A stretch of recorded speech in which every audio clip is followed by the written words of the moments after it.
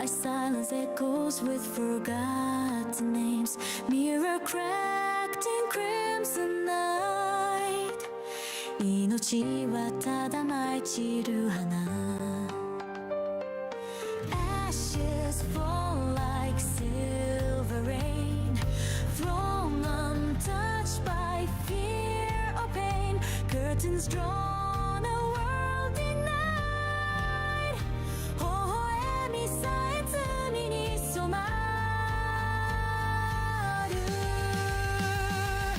Black, black, black is the sky. I rain, I burn, I never die. 終わらせるのはこの手。フィナレは出国の歌。 Black, black, black is the flame. Alone, unknown, I bear no name. 火は道具いらない。指示こそが勝者の証。 Shadow march through twisted light. Golden lights collapse in night. 避けた空に舞う言葉。 Truth is dead, long live the sky. Time is bleeding, hearts decay. No dawn comes to claim this day.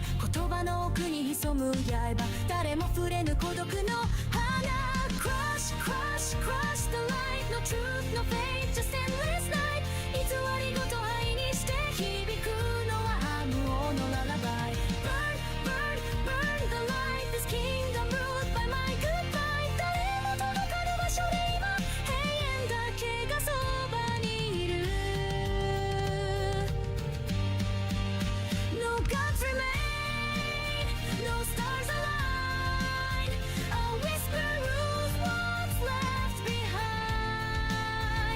声なき声が支配する。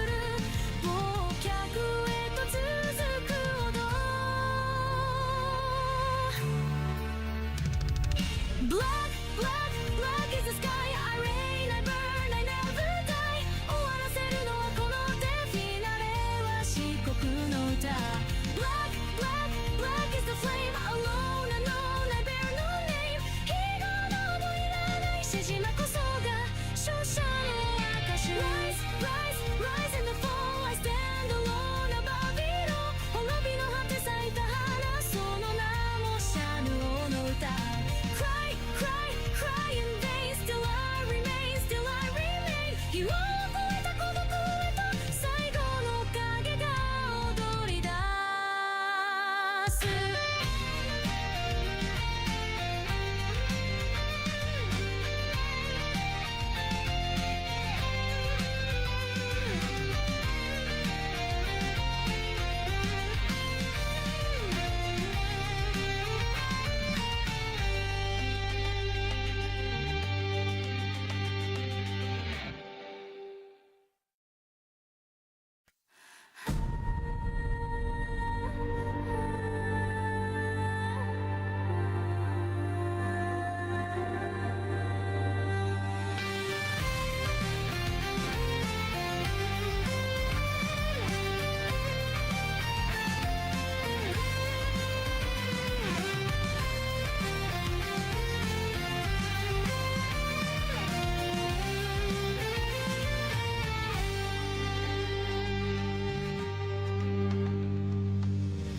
Crown of void, thorns of flame.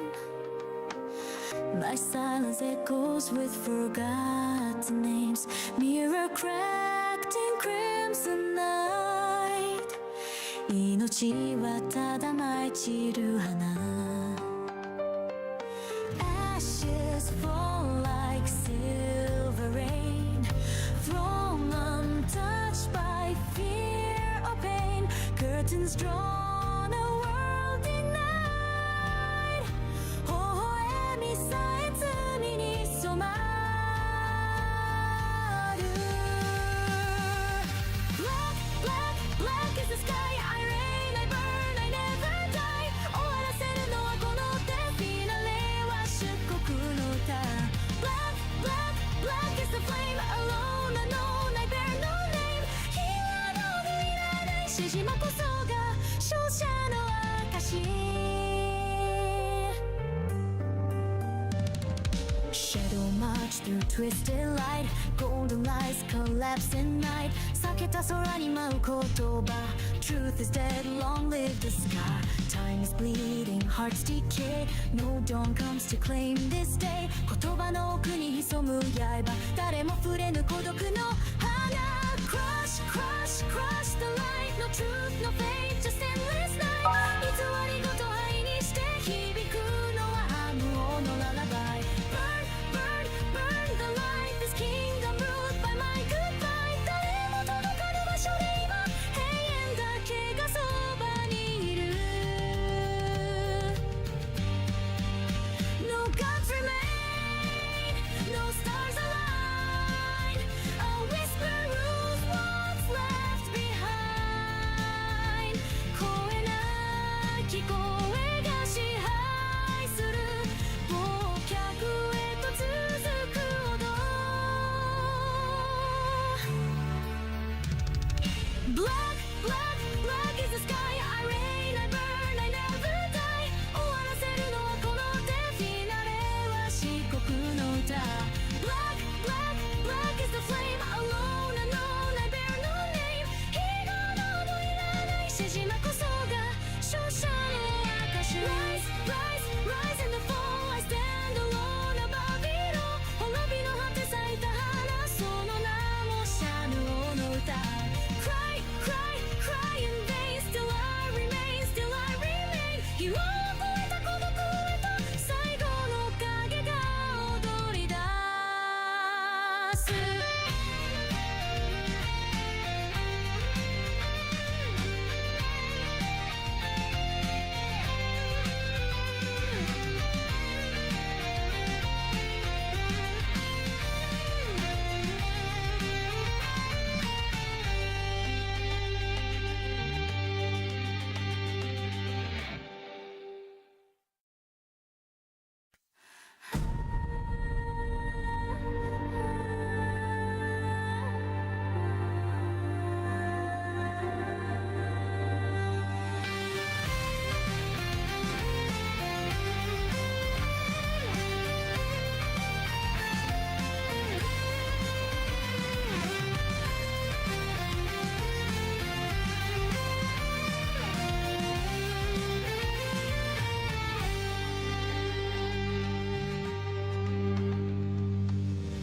Crown of void, thorns of flame My silence echoes with forgotten names Mirror cracked in crimson night 命はただ舞い散る花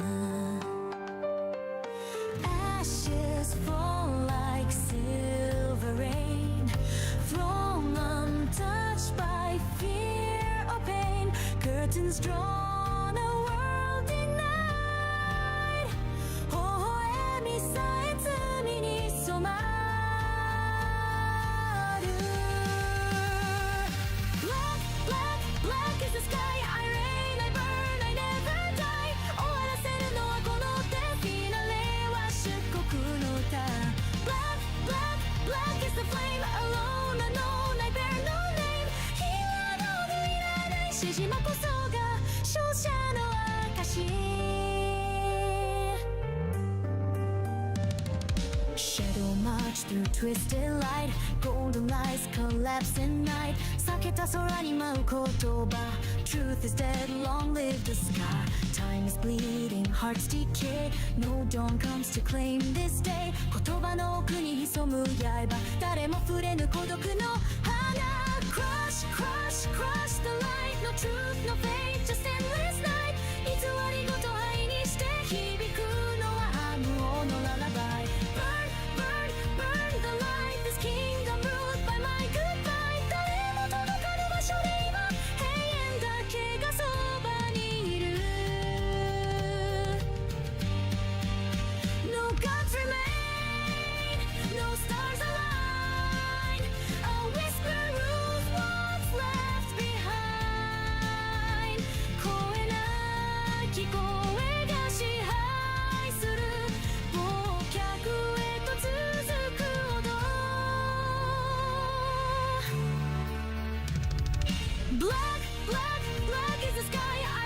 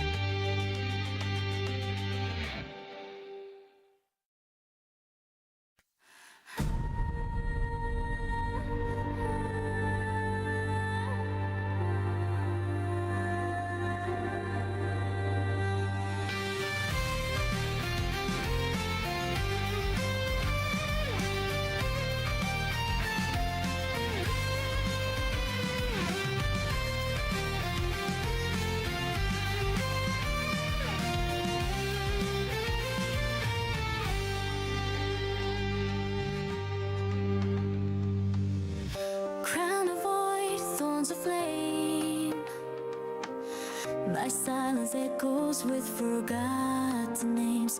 Mirror cracked in crimson night. 命はただ舞い散る花。Ashes fall like silver rain, thrown untouched by fear or pain. Curtains drawn, a world denied. 微笑みさえ罪に染まる。Black, black, black is the sky. I rain, I burn, I never die. 終わらせるのはこの手。フィナレは出国の歌。Black, black, black is the flame. Alone, unknown, I bear no name. ヒーローのいらない獅子魔こそが勝者の証。Shadow march through twisted light. Golden lights collapse in night. 避けた空に舞う言葉。Truth is dead, long live the sky. Time is bleeding, hearts decay. No dawn comes to claim this day. 言葉の奥に潜む刃。誰も触れぬ孤独の花。Crush, crush, crush the light. No truth, no faith, just endless night. 偽りごと灰にして。 Guys, I think I made the food too hot again.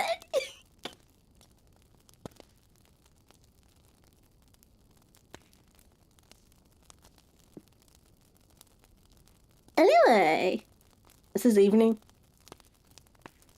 Good evening. Is 8 o'clock evening still? I say evening for everything.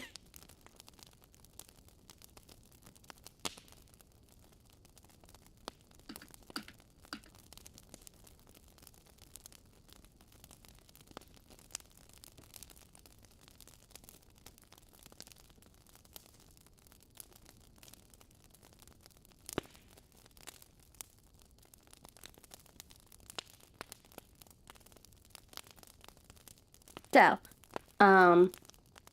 just checking the other platforms real quick. YouTube is not giving me that error again, which is good.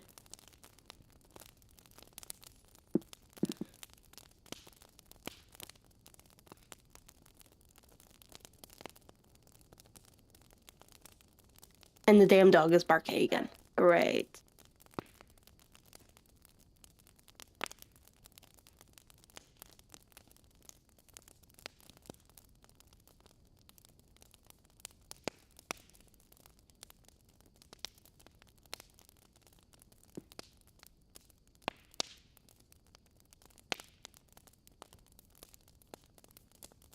Okay, everything seems to be up and running, from what I see anyway.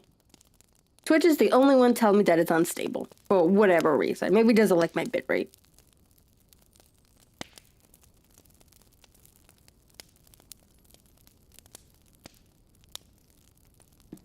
So I've actually been trying to reorganize my stream deck. I didn't get that far today.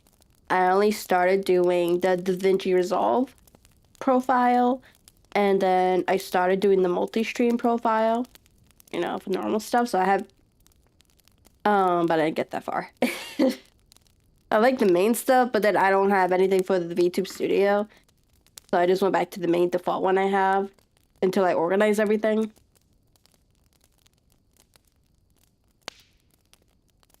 I might have to make, should I do a profile for Discord?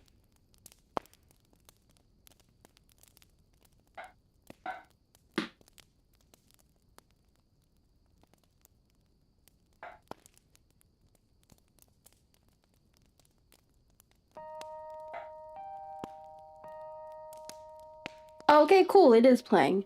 I was like, before, I was like, I don't hear anything. Why is the music not playing? Because I see it moving.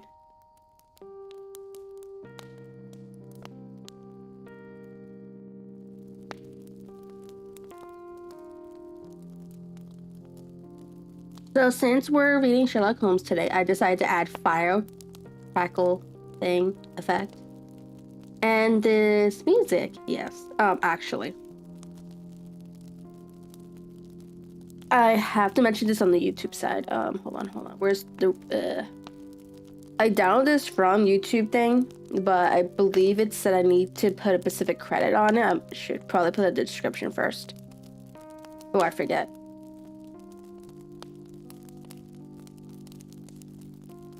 What is this one?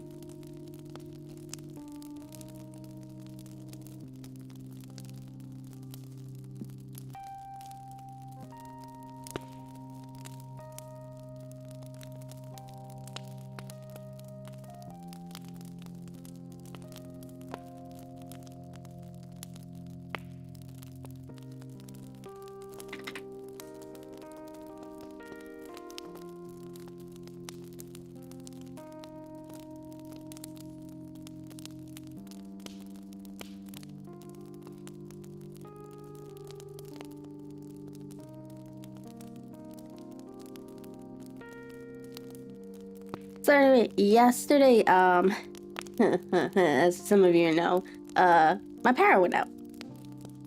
From what I learned, looked at like a truck was trying to turn, and you know how cars don't like allowing trucks to turn, and they ended up hitting the pole. We were out of power for a good almost 9 hours, I think.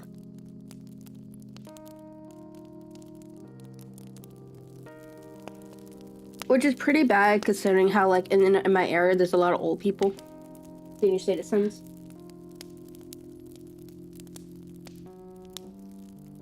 So, like, my dad was telling me how, like, he literally saw them bringing in a new pole, because they had to replace the entire pole.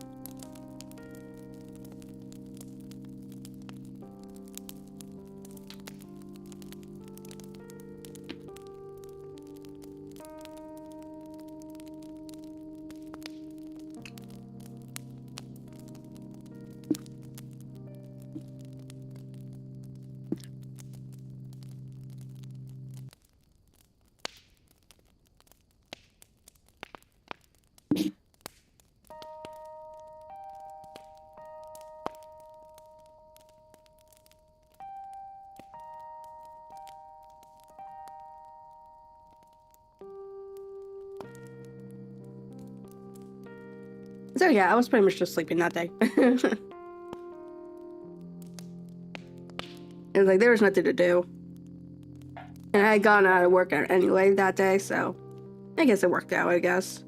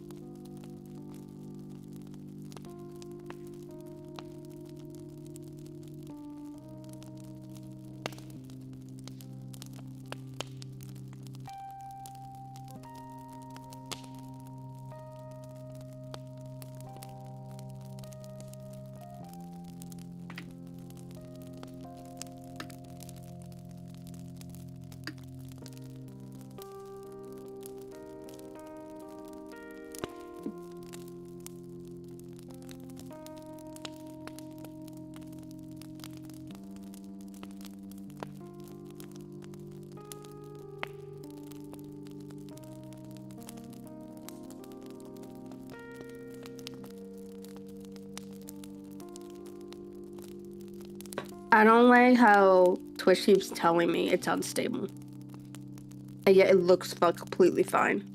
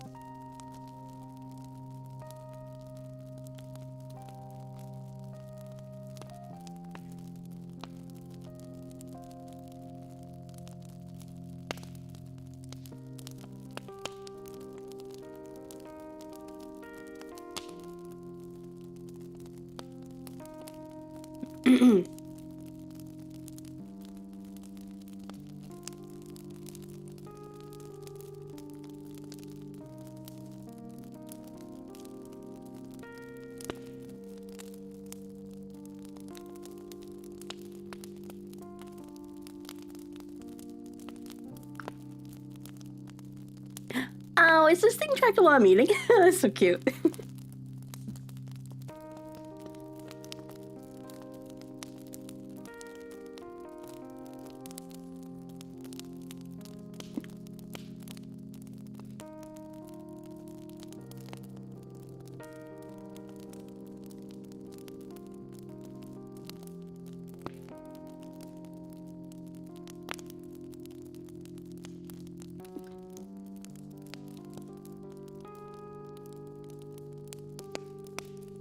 So guys, we're missing someone very important. Very, very, very important.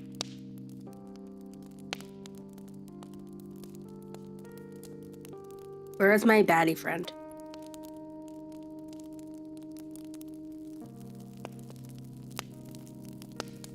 It's under items, right? Yes, my baddie friend.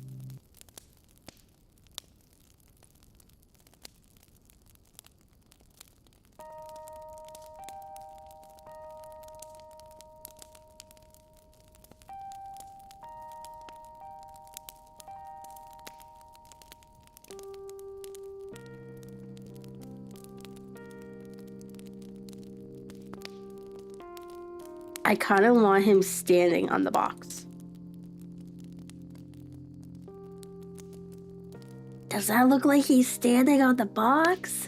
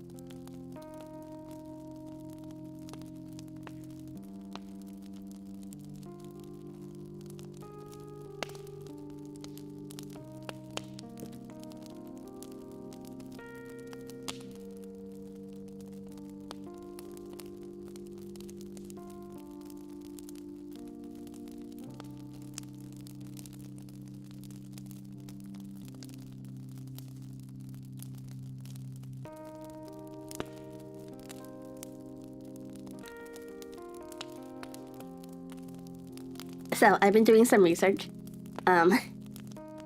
It's not going so well. I've been trying to figure out how to make this PNG move for one of my videos. And it says it's recommended to use the Fusion tab in DaVinci Resolve. I say, fuck, I'm not good with the Fusion tab. There's like so many buttons to press, there's so many graphs to look at, it's so many things on it. Ah.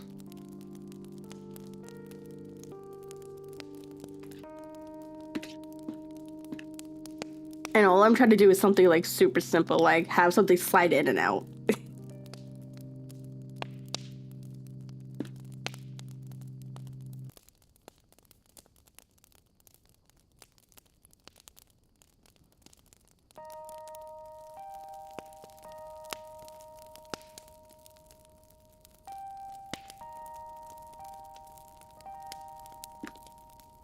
Well, if anything, the YouTuber David, he does a lot of, he used to be the Filmora guy, but he does a lot of DaVinci Resolve tutorials now, especially in short form content.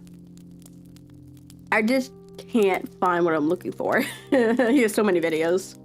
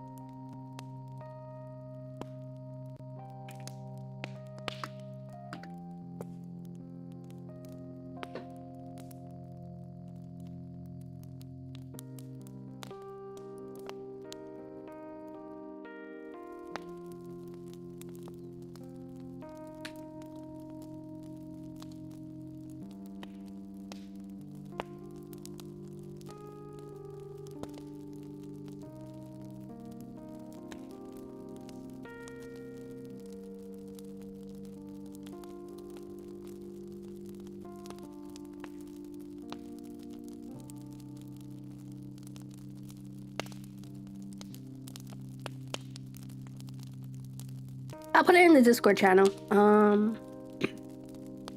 I'll put it under the resources channel.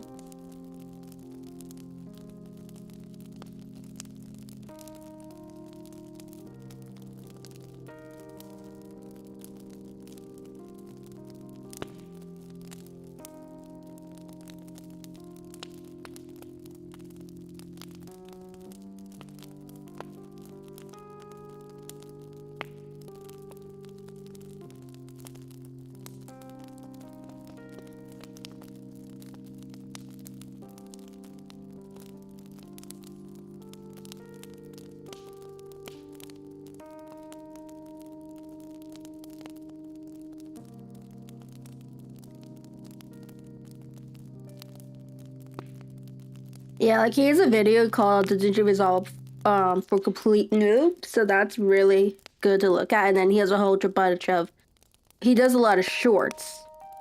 Like if you look for something specific, but he does like a lot of them.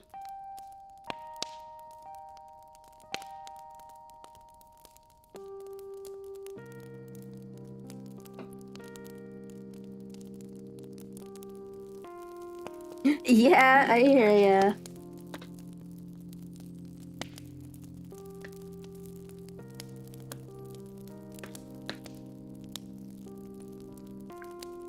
Like even if it's like simple animation, it really does a lot for your videos.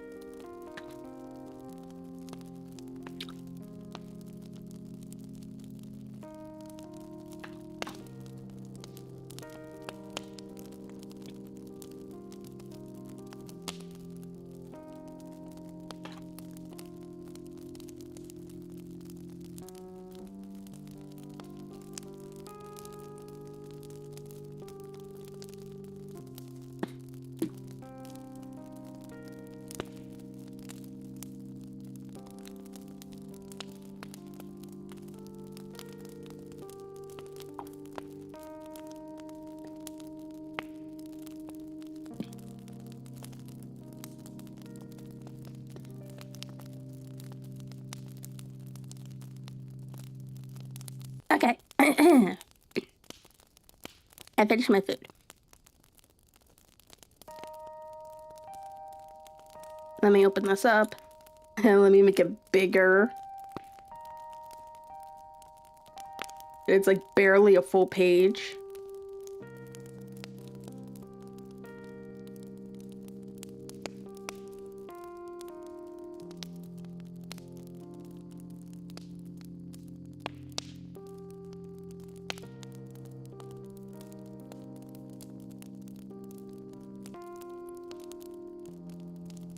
Okay, so the plan is maybe we could get through 2 or 3 per stream. Technically, I've already read the first 3 stories, but like this was such a long time ago, so we're just gonna reread them. And then the next stream, which I did not create the schedule for,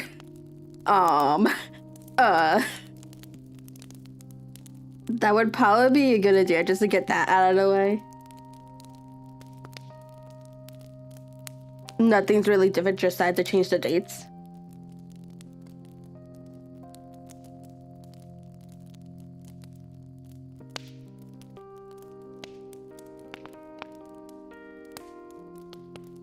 What's today? The 19th? What's tomorrow?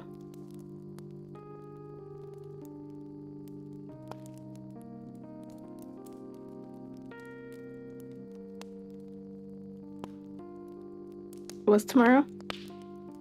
The 20th to the 26th, okay.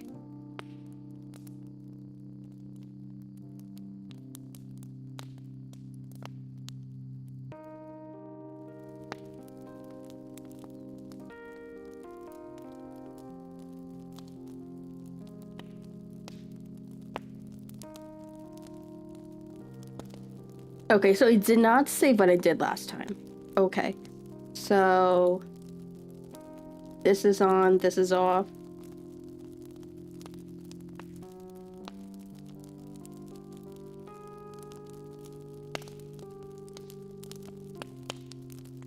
That's 21. That's 22.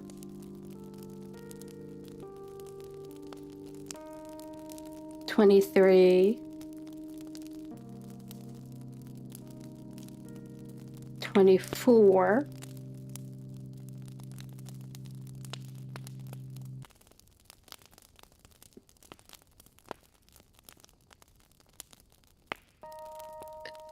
Thursday. Friday is on. 24. 25.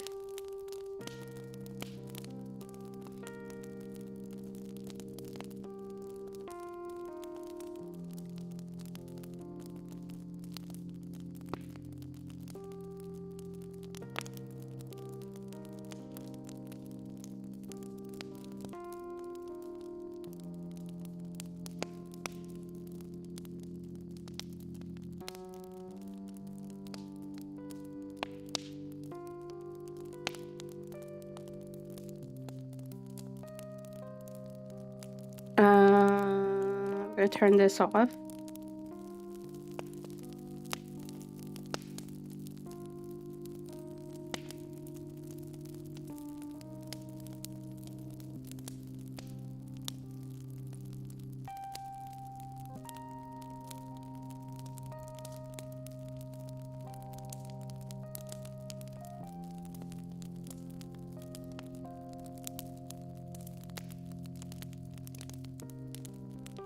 And then this should be the 26th.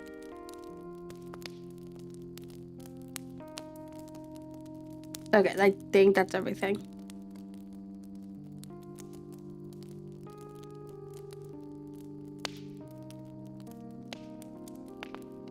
th to the 26th, yeah.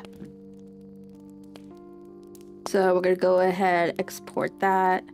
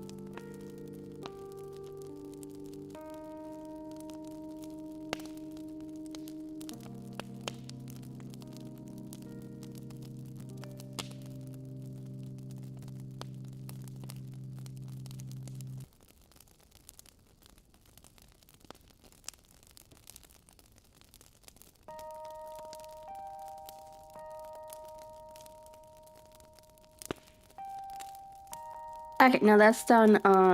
We'll upload it to everywhere else later. Well, let me actually save this so I don't have to do this again.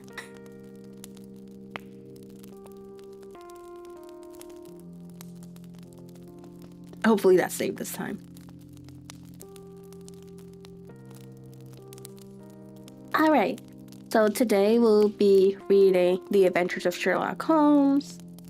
The first short story is A Scandal in Bohemia.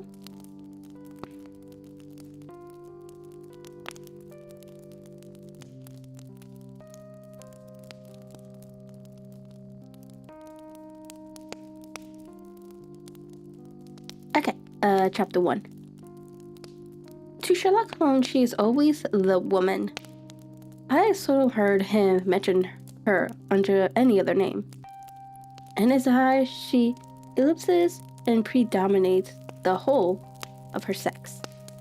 It was not that he felt any emotion akin to love for Irene Adler. All emotions that one particularly were apparent to his cold, precise, but absolutely balanced mind. He was, I take it, the most perfect reasoning and observing machine that the world has seen. But as a lover, he would have placed himself in a false position. He never spoke of the softer passions, save with a gib and a sneer. They were admirable things for the observer, excellent for drawing the veil from men's motives and actions. But for the trained reasoner to omit such intrusions into his own delicate and finely adjusted temperament was to introduce a distracting factor which might throw a doubt upon all his mental results. Grit in a sensitive instrument, or a crack in one of his own high-powered lenses, would not be more disturbing than a strong emotion in a nature such as his. And yet, there was but one woman to him, and that woman was the late Irene Adler, of dubious and questionable memory. I had seen little of Holmes lately. My marriage had drifted us away from each other.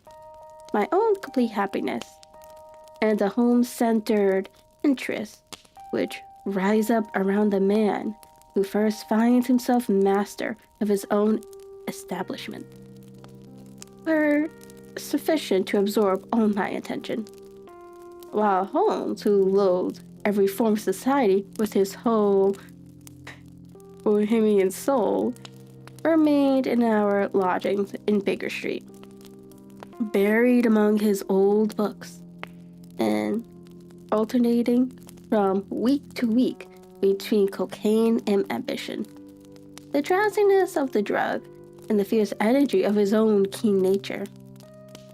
He was still, as ever, deeply attracted by the study of crime, and occupied his immense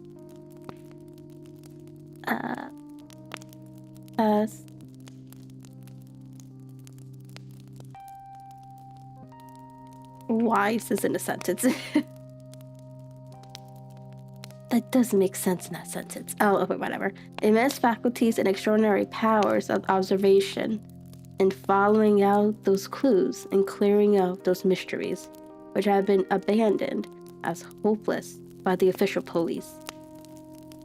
From time to time, I heard some vague account of his doings, of his summons to Odessa in the case of Trepov murder, of his clearing up of the singular tragedy of the Atkinson brothers at Trincomalee, and finally of the mission which he had accomplished so delicately and successfully for the reigning family of Poland.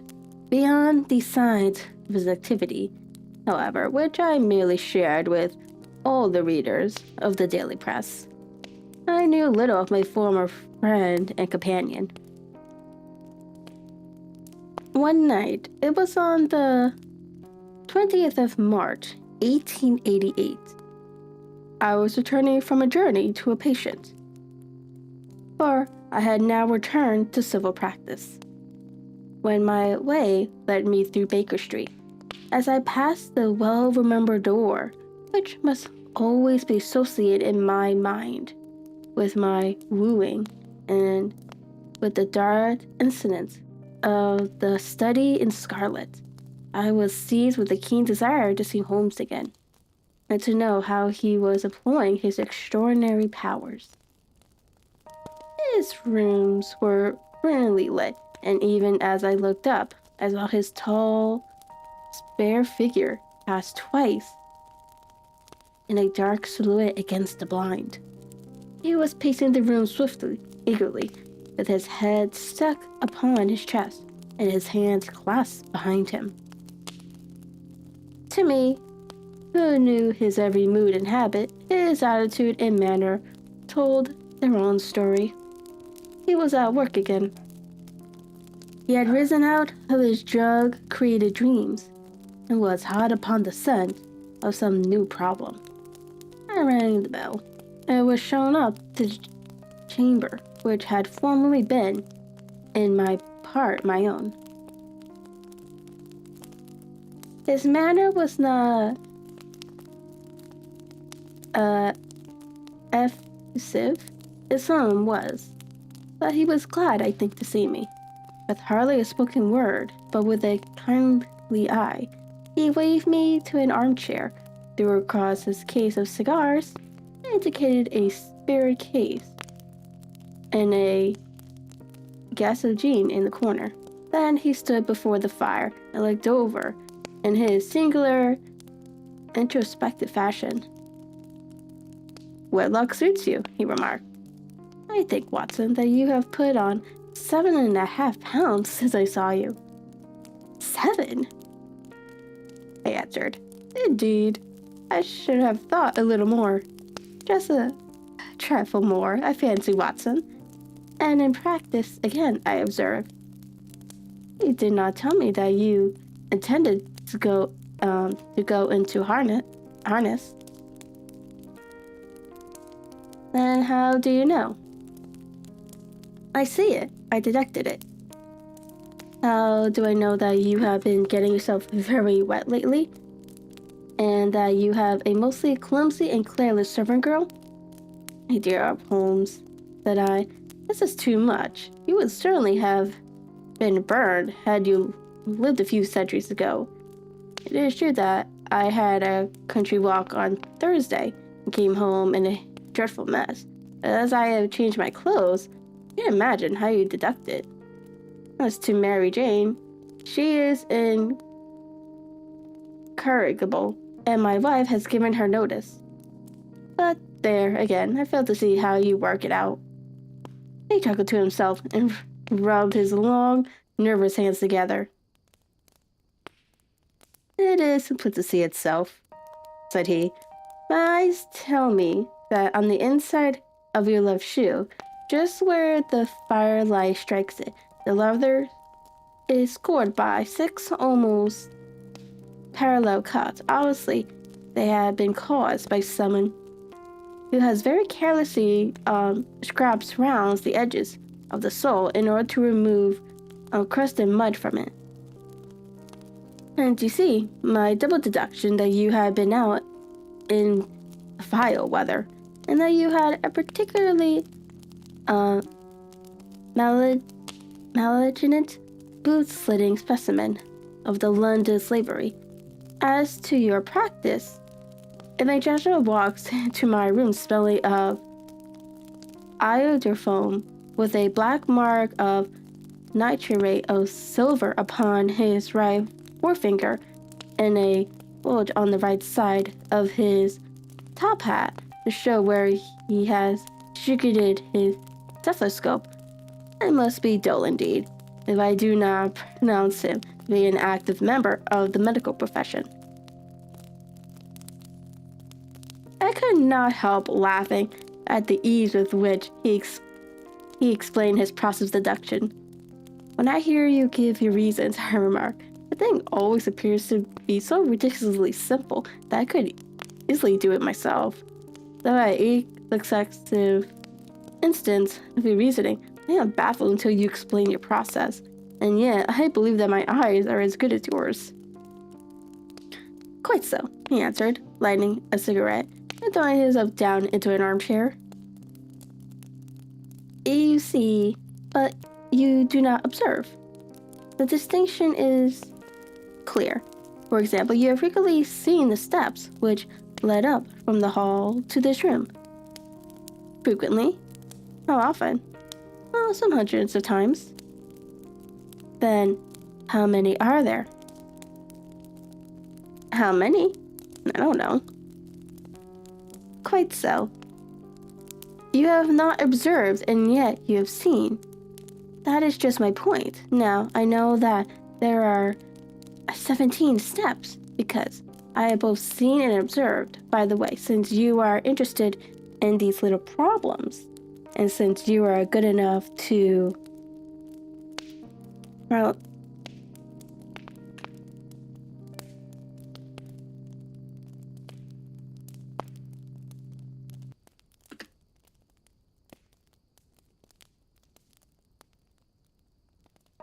chronicle one or two of my traveling experiences, you may be interested in this. He threw over a sheet of thick, pink-tinted notepaper, which had been lying open upon the table. It came by the last post, said he. Read it out loud. The note was undated and without either signature or address. There will call upon you tonight at 7:45, it said. A gentleman who desires to consult you upon a matter of the very deepest moment. Your recent services to one of the royal houses of Europe have shown that you are one who may safely be trusted with matters which are of an importance which can hardly be exaggerated. This account of you we have from all quarters received. Be in your chamber then at that hour, and do not take it amiss if your visitor wear a mask. This is indeed a mystery, I remarked. What do you imagine that it means? I have no data yet. It is a capital mistake to theorize before one has data. Insensibly, one begins to twist facts to suit theories, instead of theories to suit facts. What the note itself do you deduct from it? I carefully examined the writing and the paper upon which it was written. The man who wrote it was presumably well-to-do, I remarked, endeavoring to intimate my companion's processes. Such paper could not be bought under half a crown a pocket. It is peculiarly strong and stiff. Peculiar, that is the very word, said Holmes. It is not an English paper at all. Put it up to the light. I did so and saw a large E with a small G, a P, and a large G with a small T woven into the texture of the paper. What do you make of that? Asked Holmes.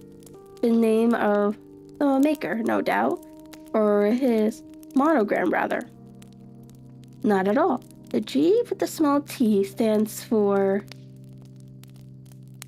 Gesellschaft, which is the German for company. In customary contractions like our co, P, of course, stands for papier. Now for the EG, let us glance at the gazetteer. He took down a heavy brown volume from his shelves. Iglo, egg on it. Here we are.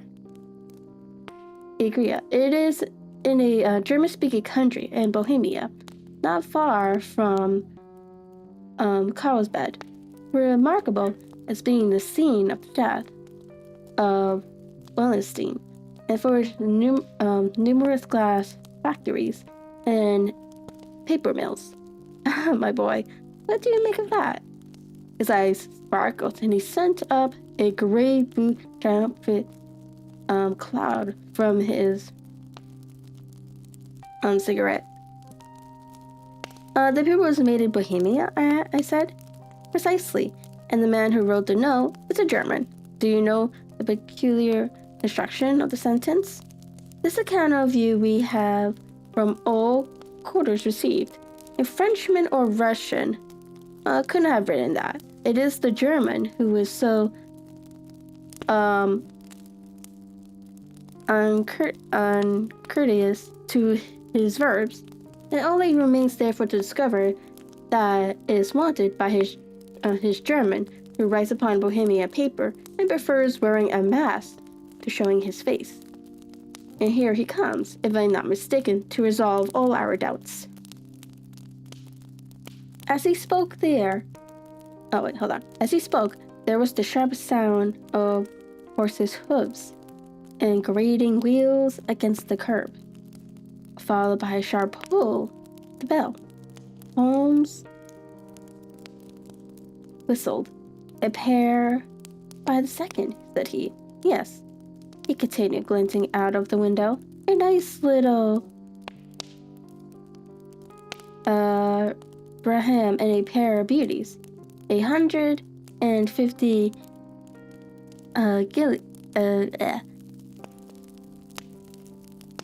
was that Gillians?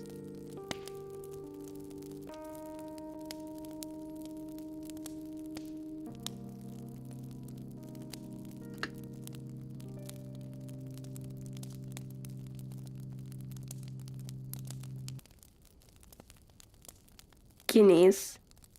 Okay. Guineas apiece. There is money in his case, Watson. There is nothing else. I think that I had better go, Holmes. Not a bit, Doctor. Stay where you are. I am lost without my Boswell.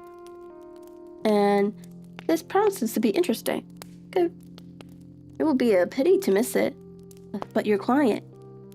Never mind him. I may want your help. And so may he. Here he comes. Sit down in that armchair, Doctor, and give us your best attention. A slow and heavy step, which had been heard upon the stairs and in the passage, paused immediately outside the door. Then there was a loud and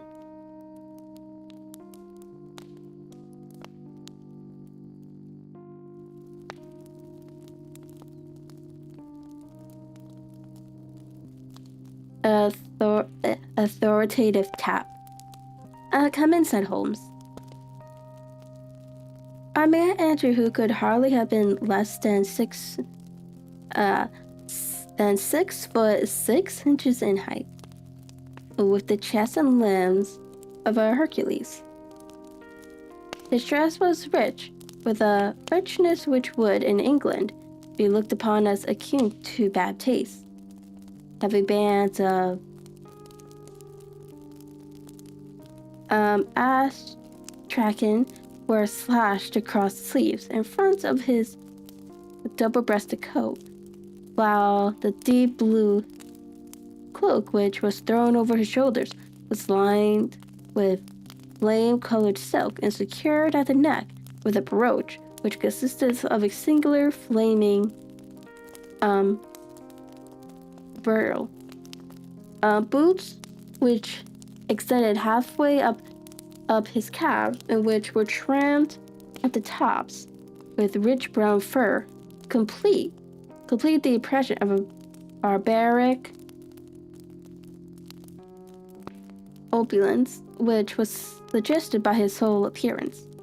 He carried a broad-brimmed hat in his hand, while he wore across the upper part of his face, extended down past his cheekbones, a black visored mask, which he had apparently adjusted that very moment, for his hand was still raised to it as he entered.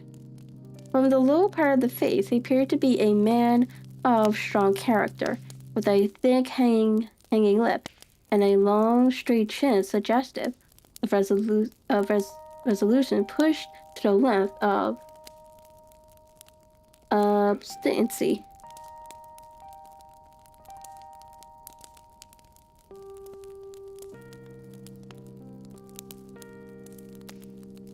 You had my note? He asked with a deep, harsh voice and a strongly marked German accent.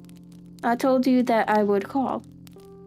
He looked from one to the other of us, as if uncertain which to address. Pray take a seat, said Holmes. This is my friend and colleague, Dr. Watson, who is occasionally good enough to help me in my cases. Who have I the honor to address? You may address me as Count von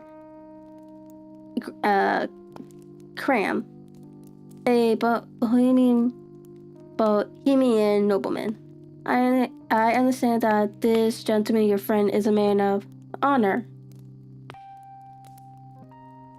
and discretion, whom I may trust with the matter of the most extreme importance. If not, I should much prefer to communicate with you alone.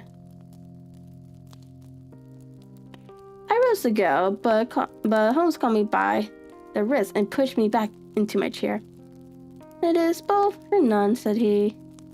You may stay before this gentleman anything which you may say to me.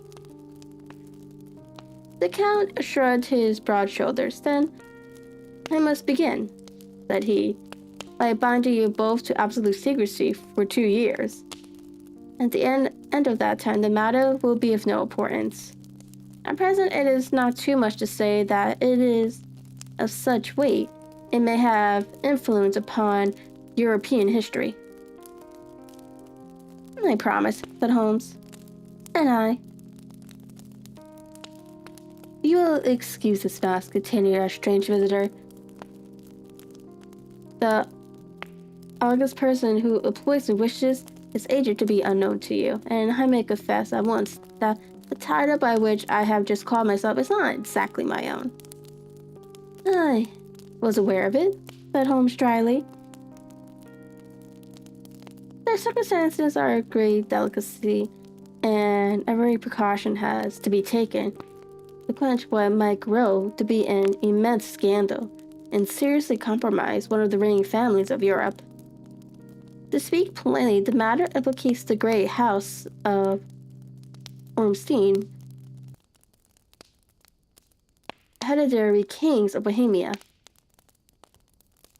I was also aware of that, murmured Holmes, settling himself down in his armchair and closing his eyes.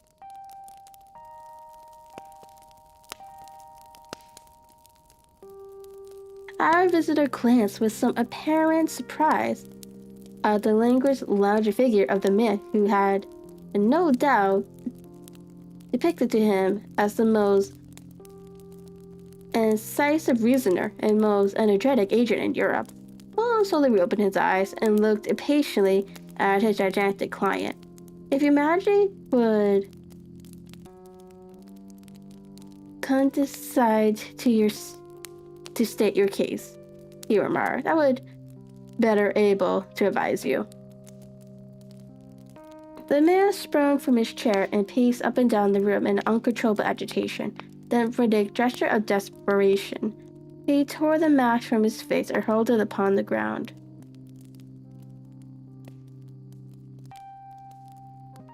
You are right, he cried. I am the king. Why would I attempt to conceal it? Why, indeed, murmured Holmes. Your Majesty had not spoken before. I was aware that I was addressing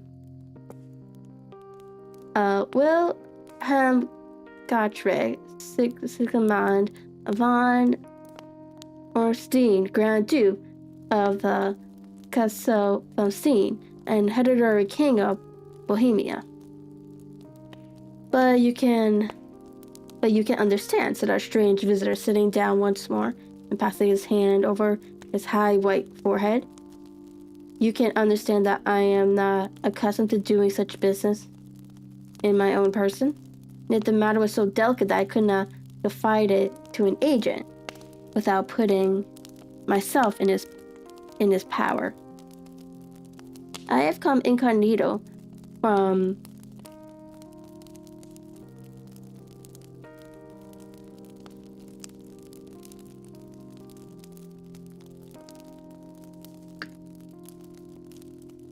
Prague.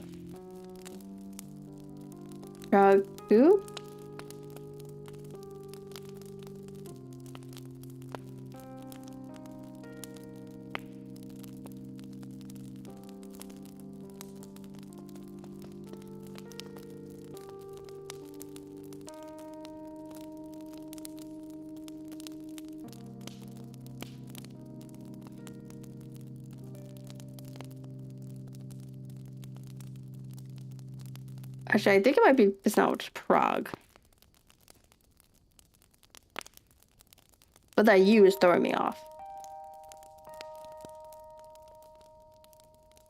I have come incognito from Prague for the purpose of consulting you. And pray consult, said Holmes, shutting his eyes once more. Facts are briefly these. Some 5 years ago, during a lengthy visit to Warsaw, I made the acquaintance of the well-known adventuress Irene Adler. The name is no doubt familiar to you. Finally, look her up in my index, Doctor, murmured Holmes, without opening his eyes. For many years, he adopted a system of documenting all paragraphs concerning men and things, so that it was difficult to name a subject or a person on which he could not at once furnish information. In this case, I found her biography sandwiched in between that of a Hebrew rabbi and that of a staff commander who had written a monogram upon the deep-sea fishes. Let me see, said Holmes. Born in New Jersey in the year 1858. Contralto. La Dacla. Prima donna Imperial Opera of Warsaw. Yes, retired from operatic stage. Living in London, quite so. Your Majesty, as I understand, became entangled with this young person, brought her some compromising letters, and is now desirous of getting those letters back? Precisely so, but how? Was there a secret marriage? None. No legal paper certificates? None. Then I failed to follow, Your Majesty. If this young person should produce her letters for blackmailing or other purposes, how is she to prove their authenticity?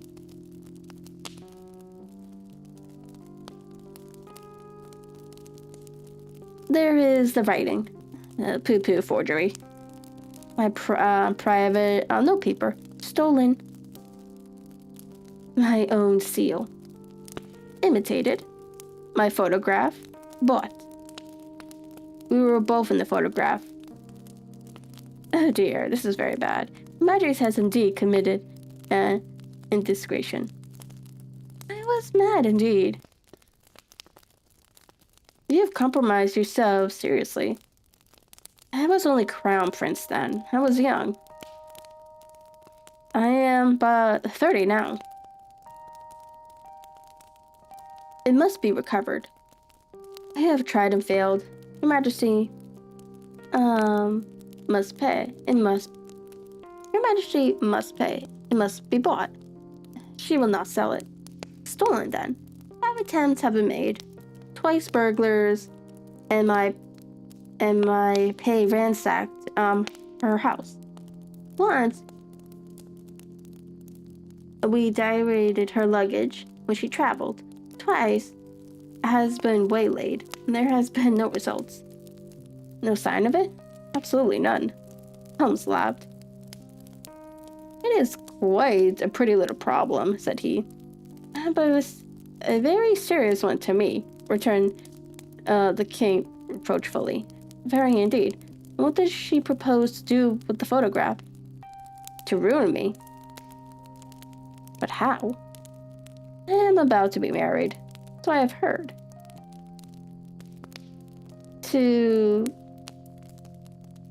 quietly Lothman van Saxe, Megan, a second daughter of the king of Scandinavia. You may know the strict principles of her family. She is herself the very soul of delicacy. A shadow of a doubt as to my conduct would bring the matter to an end. And Irene Adler?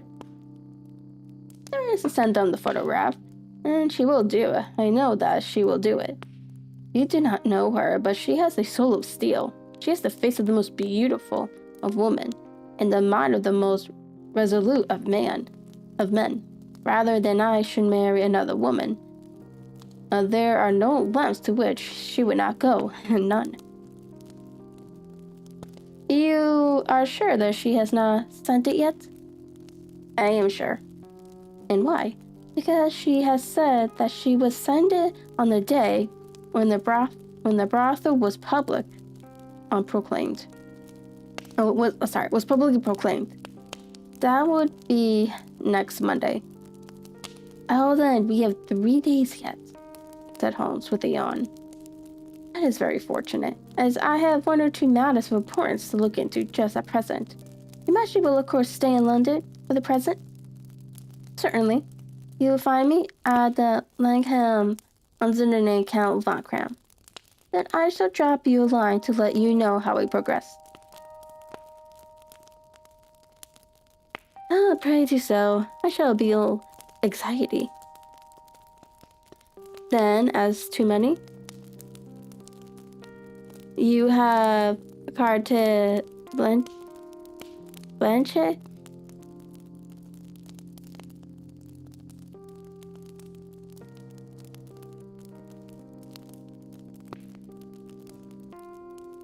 Oh, it's a French word. That's why I don't know how to say it.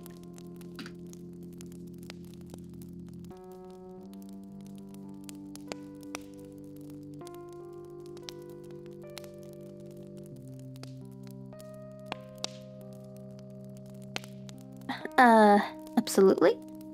I'll tell you that I would give one of the provinces of my kingdom to have that photograph.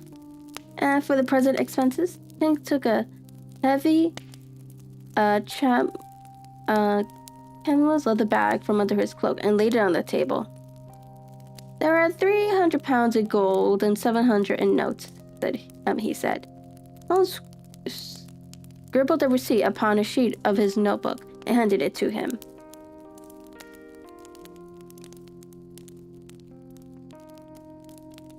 And Mademoiselle's address? He asked. Is Barony Lodge, Serpensive Avenue, St. John's Wood. Holmes took a note of it. One other question, said he. Was the photograph a cabinet? It was. Then, good night, Your Majesty, and I trust that we shall soon have some good news for you. And good night, Watson, he added, as the wheels of the Royal Braham rolled down the street. If you will be good enough to call tomorrow afternoon at 3 o'clock, I should like to chat this little matter over with you.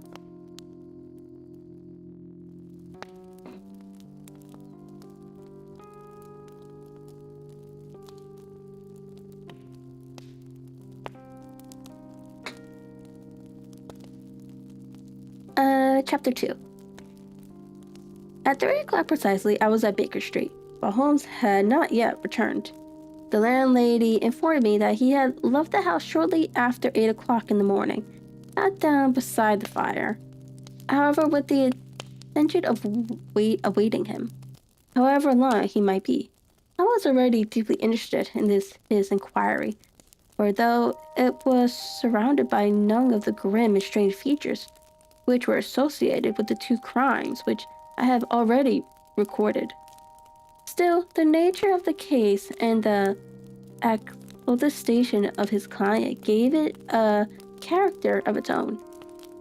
Indeed, apart from the nature of the investigation which my friend had on hand, there was something in his masterly grasp of a situation and his keen, incisive reasoning, which made it a pleasure to me to study his system of work and to follow the quick, subtle methods by which he disentangled the most inextricable mysteries.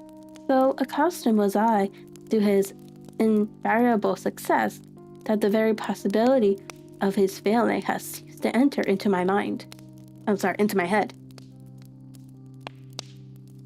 It was close upon 4 before the door opened, and a drunken-looking groom ill-kept and side-whiskered, with an inflamed face and disreputable clothes walked into the room.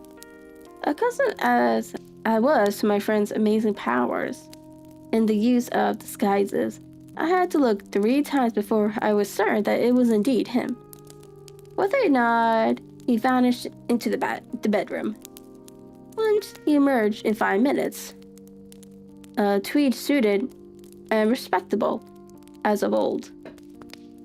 Putting his hands into his pockets, he stretched out his legs in front of the fire and laughed heartily for some minutes. "Oh, really?" he cried, and then he choked and laughed again until he obliged to lie back, limp and helpless in his chair. "What is it?" "It's quite too funny. I am sure you could never guess how I employed my morning, or what I ended by doing." "I can't imagine." "I suppose you have been watching the habits and perhaps the house of Miss Irene Adler?" "Quite so. But the sequel was rather unusual. I will tell you, however. I left the house a little after 8 o'clock this morning, in the character of a groom out of work. There was a wonderful sympathy and free misery among horsemen by one of them, and I will know all that there is to know. I soon found Bryony Lodge. It is a Bayou villa with a garden at the back, but built out in front right up to the road. 2 stories. Jump locked to the doors. Large seated rooms on the right side, well furnished, with long windows almost to the floor. And those preposterous English windows, fasteners, which a child could open. Behind there were nothing remarkable, save the passage window could be reached from the top of the coach horse. I walked round it and examined it closely from every point of view, but without noting anything else of interest. I then lounged down the street and found, as I expected, there was a mews in a lane which runs down by one wall of the garden. I lent the oystlers a hand in rubbing down their houses, and received in exchange 2 pence, a glass of half and half, 2 fills of sage tobacco, and as much information as I could desire about Miss Adler, to say nothing of 6 other people in the neighborhood, in whom I was not in the least interested, but whose biographies I was compelled to listen to. "And what of Irene Adler?" I asked. "Oh, she has turned all the men's heads down in that part. She is the daintiest thing under a bonnet on this planet. So says the Serpentine Muse to a man. She lives quietly, sings a concert, drives out at 5 every day, and turns at 7 sharp for dinner. Someone goes out at other times, except when she sings. That's only 1 male visitor, but a good deal of him. He is a dark, handsome, and dashing. Never calls less than once a day, and often twice. He is a Mr. Godfrey Norton of the Inner Temple. See the advantages of a cabman as a confidant? They had driven him home a dozen times from Serpentine Mews and knew all about him. When I had listened to all they had to tell, I began to walk up and down near Bryony Lodge once more, and to think over my plan of companion. Oh wait, hold on. And to think over my plan of campaign.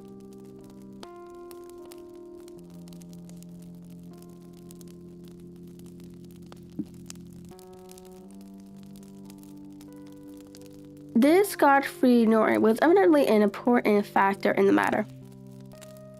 He was a lawyer. That sounded ominous. What was the relation between them?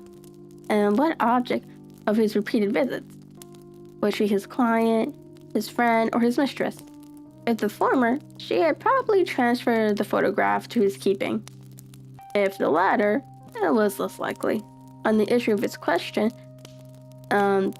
depended rather I should continue my work at Bryony Lodge or turn my attention to the gentleman's chambers in the temple. It was a delicate point, and it widened the field of my inquiry. I fear that I bore you with these details, but I have to let you see my little difficulties if you are to understand the situation. I am following you closely, I answered. I was still balancing the matter in my mind when a hansom cab drove up to Bryony Lodge and a gentleman sprung out. He was a remarkable and handsome man, dark,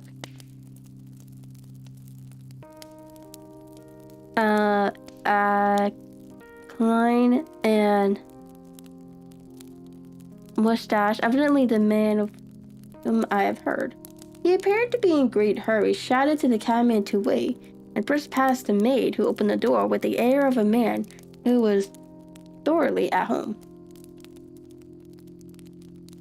He was in the house about half an hour, and I could catch glimpses of him in the windows of the sitting room, pacing up and down, talking excitedly and waving his arms. Of her, I could see nothing. Presently, he emerged, looking even more flurried than before. As he stepped up to the cab, he pulled out a gold watch from his pocket and looked at it earnestly. "Drive like the devil," he shouted. "First to the Gross and Henke and Regan Street, and then to the Church of St. Monica and Edgware Road. Have again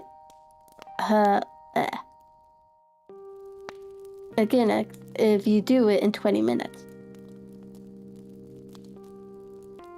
Away they went, and I was just wondering whether I should not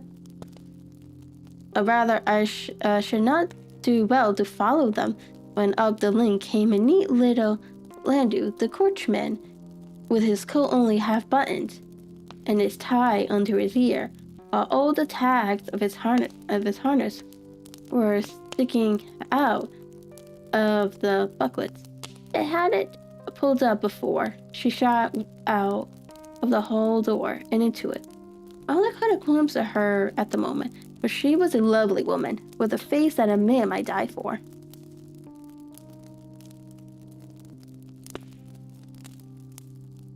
"The Church of St. Monica, John," she cried. "A half a sovereign if you reach it in 20 minutes. This was quite too good to lose, Watson. I was just bound to rather I should run for, rather I should perch behind her on landau when a cab came through the street. The driver looked twice at such a shabby fare, but I jumped in before he could object. The Church of St. Monica, and I, a half a sovereign if you reach it in 20 minutes. It was 25 minutes to to 12, and of course, it was clear enough what was in the wind. My cabby drove fast. I don't think I ever drove faster, but the others were there before us. The cab and landau with their steaming horses were in front of the door when I arrived. I paid the man and hurried into the church. There was not a soul there save the two whom I had followed, and a surplicted curryman who seemed to be expostulating with them. They were all three standing in a knot in front of the altar. I launched up the side aisle like any other who had dropped into a church. Suddenly, to my surprise, the three at the altar faced round to me, and Godfrey came running as hard as he could towards me. "Thank God," he cried. "You'll do. Come, come." "What then?" I asked. "Come, man, come. Only 3 minutes, or it won't be legal." I was half dragged up to the altar, and before I knew it, where I was, I found myself mumbling responses which were whispered in my ear, and vouching for things of which I knew nothing, and generally assisting in the securing tying up of Irene Adler, spinster, to Godfrey Norton, bachelor. It was all done in an instant, and there was the gentleman thanking me on the one side and the lady on the other, while the clergyman beamed on me in front.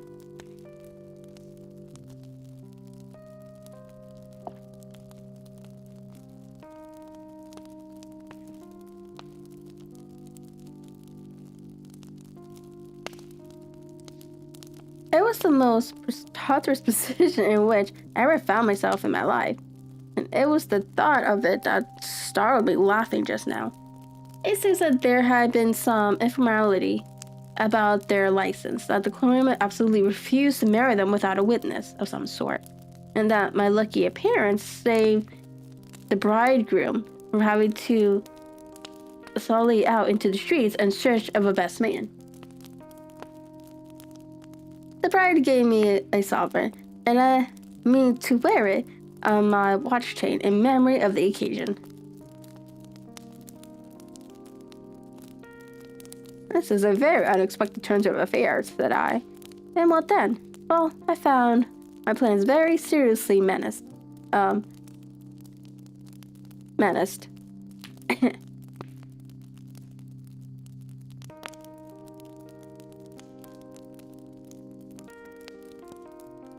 It looked as if the pair might take an immediate departure, and so necessitate very prompt and energetic measures on my part.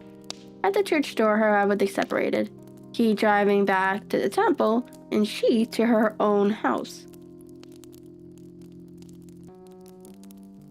"I shall drive out in the park at 5 as usual," she said, as she left him. I heard no more. They drove away in different directions, and I went off to make my own arrangements. "Which are?" "Some cold beef and a glass of beer," he answered, ringing the bell.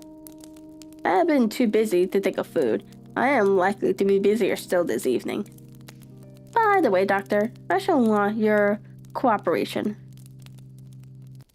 "I shall be delighted." "Don't mind breaking the law." "Not in the least. Nor running a chance of arrest." "Not in a good cause." "Oh, the cause is excellent." "And I am your man." "I was sure that I might rely on you. But what is it you wish?" When Miss Turner had brought in the tray, "I will make it clear to you now," he said, as he turned hungrily at the simple fare that our landlady had provided. "I must discuss it while I eat, for I have not much time. It is nearly 5 now. In 2 hours we must be at the scene of action. Miss Irene, or Madam, rather, returns from her drive at 7. You must be at Barney Lodge to meet her." "And what then?" "You must leave that to me. I have already arrange what is to occur. There is only one point of which I must insist. You must not interfere. Come what may. You understand?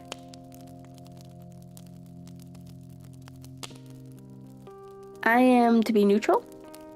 Do nothing, whatever. There will probably be some small unpleasantness. Do not join in it. It will end in my being, conveyed into the house. 4 or 5 minutes afterwards, the sitting room window will open. You are to station yourself close to that open window. Yes. You are to watch me, for I will be visible to you. Yes. And when I raise my hand, so, you will throw into the room what I gave you to throw, and will, at the same time, raise the cry of fire. You quite follow me? Entirely. It is nothing very formidable, he said, taking a long cigarette-shaped roll from his pocket. It is an ordinary, plumber smoke rocket, fitted into a cap at either end to make it self-lighting. Your task is confined to that. When you raise a cry of fire, it will be taken up by quite a number of people. You may then walk to the end of the street and I will rejoin you in 10 minutes. I hope that I have made myself clear. Hello, David. How are you?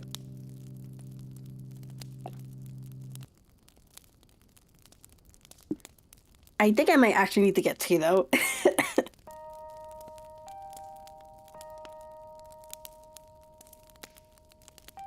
I can really feel the strain in my voice.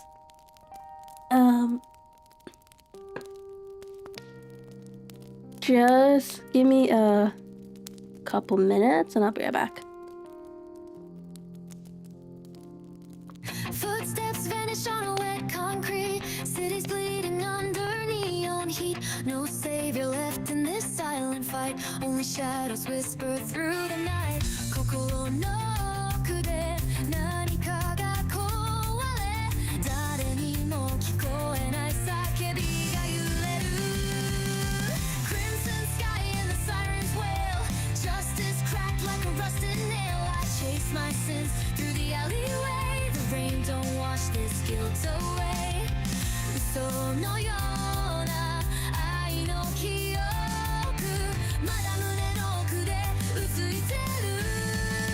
Black rain, red moon, dancing slow to a dying tune. Wounds don't fade, they bloom inside this never-ending gloom. Black rain, red moon, I'm the storm, I'm the ruin. 溶けてく夢の影、忘れたくても忘れられない。Cold breath in a smoky room. Truth decays like a bloodstained gloom. I've made my bed in a bed of glass. Time cuts deep and nothing lasts. 壊れた未来選んだ罰。この街が全てを飲み込む。Fate is laughing from the second floor. I knock but never find a door. Heartbeat sync with a loaded gun. Guess I'm cursed to always run. 君の声が残る夜。それだけがリアルな怪しい。Black rain, red moon, dancing slow to a dying tune. Wounds don't fade, they bloom inside this never-ending gloom. Black rain, red moon, I'm the storm, I'm the ruin. 溶けてく夢の影、忘れたくても忘れられない。No mercy in the mirror's face. I lost the war but crave the chase. If love was real, it's buried deep beneath the secrets that I keep. 終わらせてしまうにはまだ赤い月。Black rain, red moon, dancing slow to a dying tune. Wounds don't fade, they bloom inside this never-ending gloom. Black rain, red moon, I'm the storm, I'm the ruin. 溶けてく夢の影、忘れたくても忘れられない。Dancing slow to a dying tune. Wounds don't fade, they bloom inside this never-ending gloom. Black rain, red moon, I'm the storm, I'm the ruin. 抱きしめたその闇に今も名を呼んでる。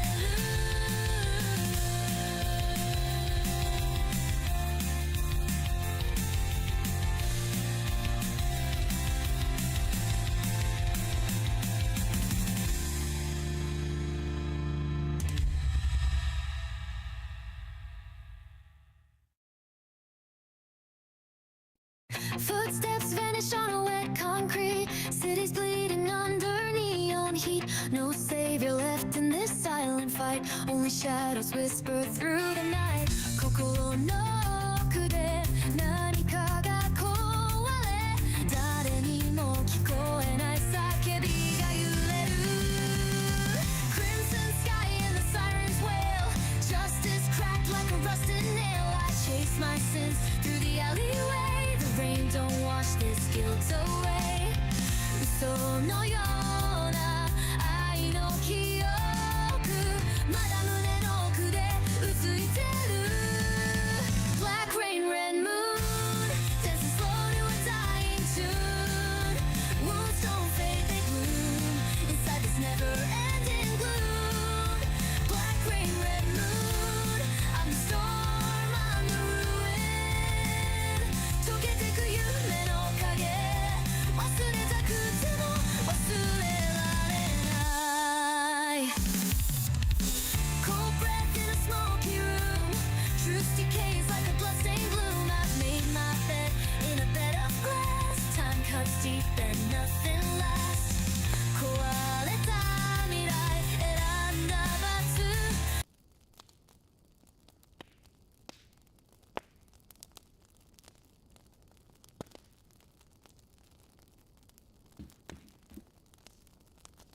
Okie I got tea.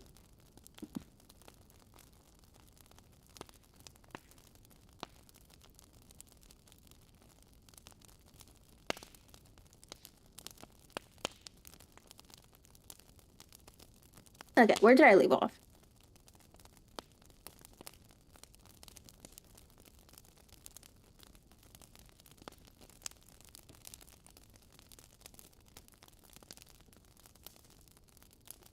Okay,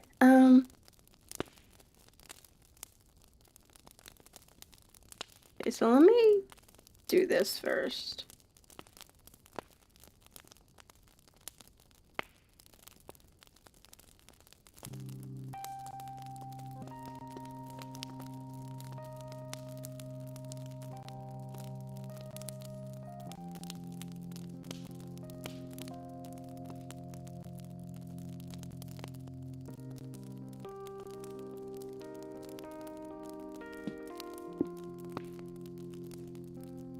I am to remain neutral, to get near the window, to watch you, and at the signal to throw in this object, then to raise the cry of fire, and to wait you at the corner of the street. Precisely. Then you may entirely rely on me. That's excellent. I think perhaps it is almost time to prepare for the new role I have to play. He disappeared into his bedroom and returned in a few minutes, in the character of an ambient and simple-minded, non-conformist clergyman. His broad black hat, his baggy trousers, his white tie, his sympathetic smile, and a general look of peering and benevolent curiosity were such as Mr. John Hare alone could have equaled. It was not merely that Holmes changed his costume. His expression, his manner, his very soul seemed to vary with every fresh part that he assumed. Stage lost a fine actor, even as science lost an acute reasoner, when he'd become a specialist in crime. It was 6:15 when we left Baker Street, and it still wanted 10 minutes to the hour when we found ourselves in Serpentine Avenue. It was already dusk, and the lamps were just being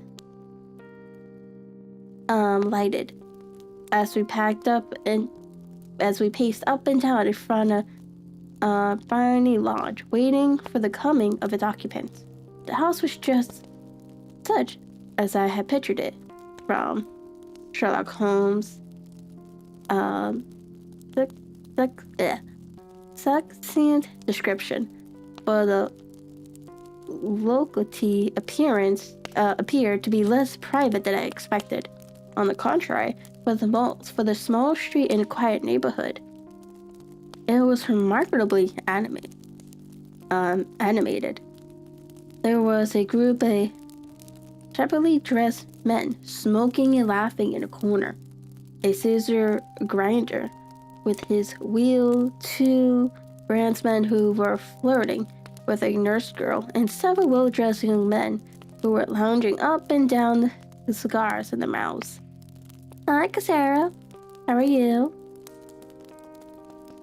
"You see," remarked Holmes, as we paced to and fro in front of the house, "this marriage rather simplifies matter. The photograph becomes a double-edged weapon now.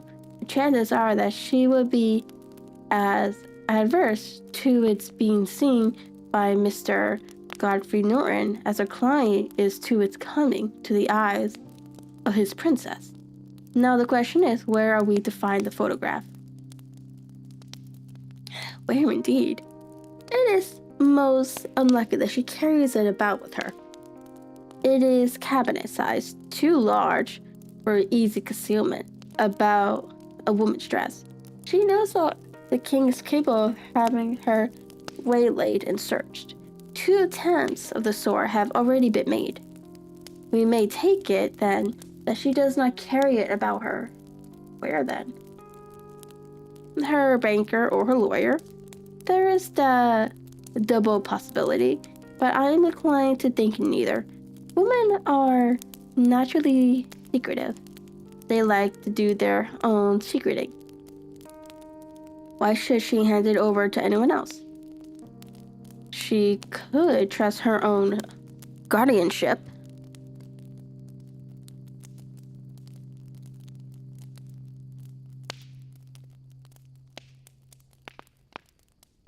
But she cannot tell what interaction or political influence might be brought to bear upon a businessman.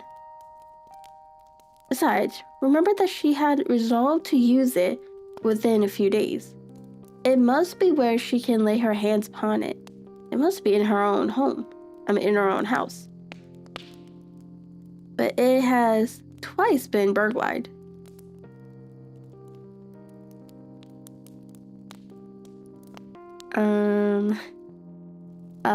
See, they do not know how to look. But how will you look? I will not look. What then? I will get her to show me. But she will refuse. She will not be able to. But I hear the rumble of wheels. It is carriage. Now carry out my orders to the letter. As he spoke, the gleam of the sidelights of a carriage came round the curve of the avenue. It was a small little landau which rattled up to the door. Barney Lodge. As it pulled up, one of the loafing men at the corner dashed forward to open the door in the hope of earning a copper, but was elbowed away by another loafer, who had rushed up with the same intentions. A fierce quarrel broke out, which was increased by the 2 guardsmen, who took sides with one of the loungers, and by the scissor grinders, who was equally hot upon the other side. A blow was struck, and in an instant the lady, who had stepped from the carriage, was the center of the little knot of flushed and struggling men who struck savagely at each other with their fists and sticks. Holmes dashed into the crowd to protect the lady, but just as he reached her, he gave a cry and dropped to the ground, with the blood running freely down his face.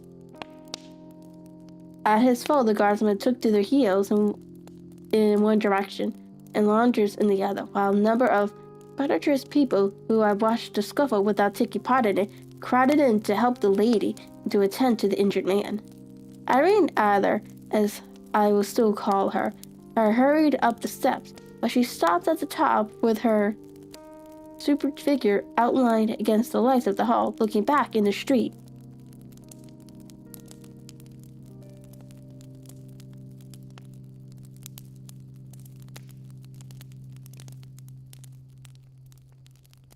"Is the poor gentleman much hurt?" she asked. "He is dead," cried several voices. No, there's life in him," shouted another. "But he'll be gone before you can get him to the hospital." "He's a brave fellow," said a woman. "They should have had the lady's purse and a watch if it hadn't been for him." "They were a gang, and a rough one too. He's breathing now." "He can't lie in the street. May we bring him in, madam?" "Surely, bring him into the sitting room. There is a comfortable sofa. This way, please." Solemnly, he was borne into Binary Lounge and laid out in the principal room, while I still observed the proceedings from my post by the window. The lamps had been lit, but the blinds had not been drawn, so that I could see Holmes as he lay upon the couch.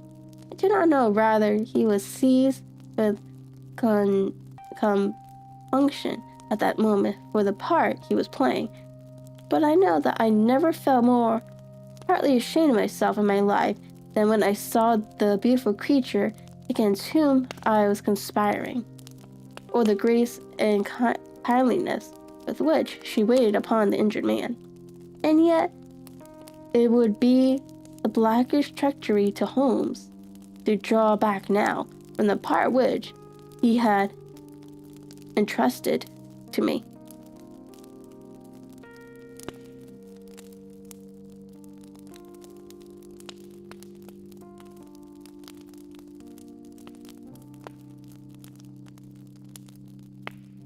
I hardened my heart and took the smoke rocket from under my ulster. After all, I thought we are not injuring her. We are preventing her from injuring another. Holmes had sat up upon the couch, and I saw him motion like a man who was in need of air. A maid rushed across and threw open the window. At this same instant, I saw him raise his hands. At the signal, I tossed my rocket into the room with a cry of fire. The word was no sooner out of my mouth than the whole crowd of spectators, well-dressed and ill gentlemen, Ostlers and servant maids, joined in a general shriek of fire. Thick clouds of smoke curled through the room and out at the open window. I caught a glimpse of rustling figures, and a moment later, the voice of Holmes from within assured that it was a false alarm. Slipping through the shouting crowds, I made my way to the corner of the street, and in 10 minutes, I was rejoiced to find my friend's arm in mine, and to get away from the scene of uproar.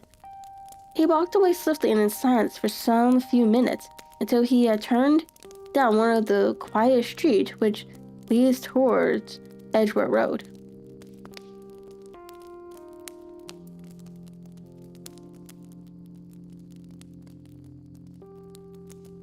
"You did it very nicely, Doctor," he remarked.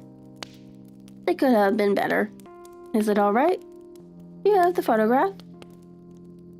"I know where it is." "And how did you find it?" "She showed me, as I told you she would." "I am still in the dark."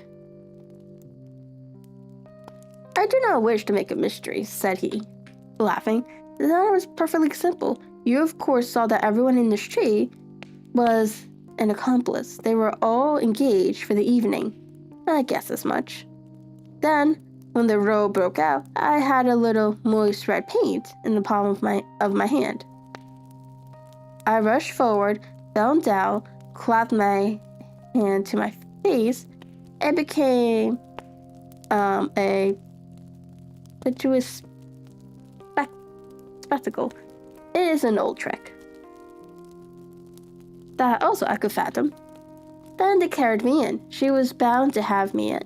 What else could she do? And into her sitting room, which was the very room which I suspected. It lay between her and her bedroom, and I was determined to see which. They laid me on the couch, I motioned for air, they compelled to open the window, and you had your chance. How did that help you? It was all important. When the woman thinks that her house is on fire, her instinct is at once to rush to the thing which she values most. It is a perfectly overpowered impulse. I have more than once taken advantage of it. In the case of the Darlington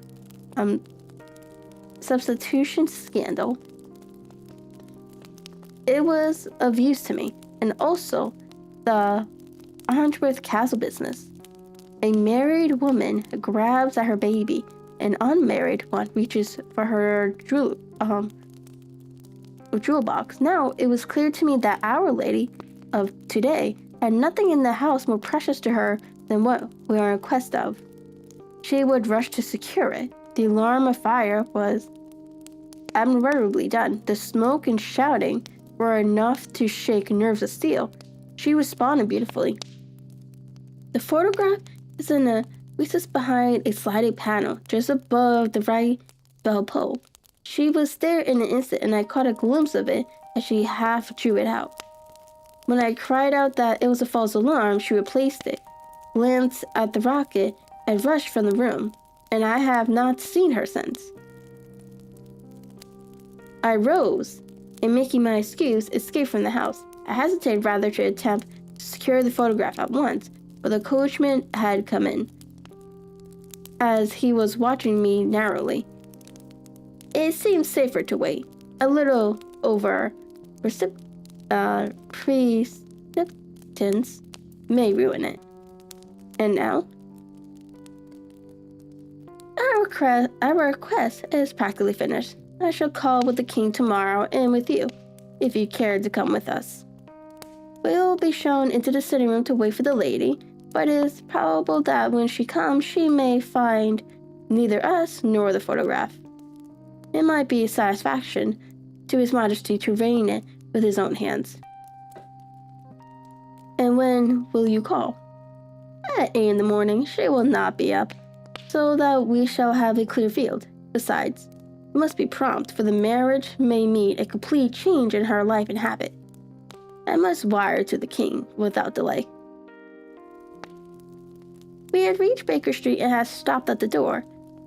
He was searching his pockets for the key when someone passing said, "Good night, Mr. Sherlock Holmes." There were several people at the pavement at the time, but the greeting appeared to come from a slim youth in an ulster who had hurried by. "I've heard that voice before," said Holmes, staring down the dimly lit room. "Now I wonder who the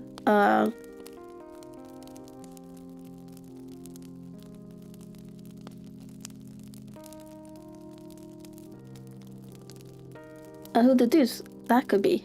That could have been."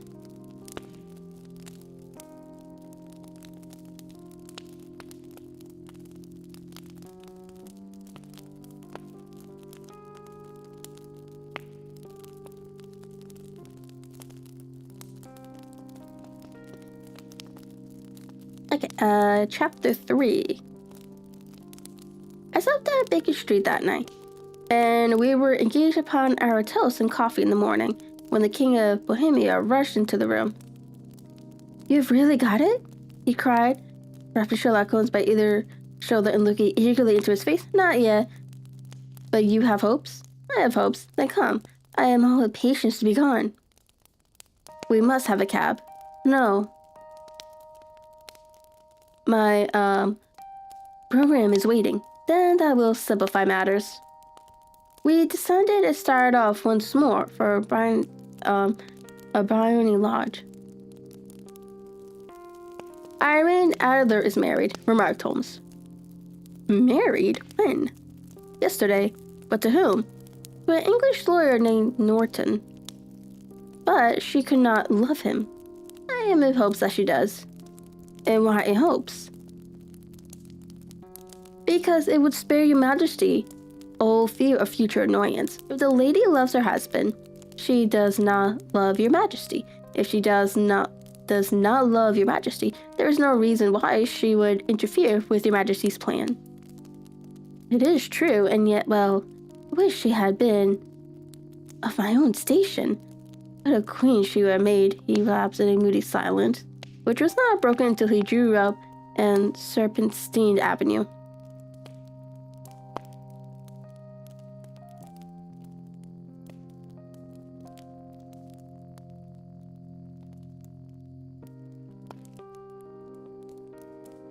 The door of Bryony Lodge was open, and an elderly woman stood upon the steps.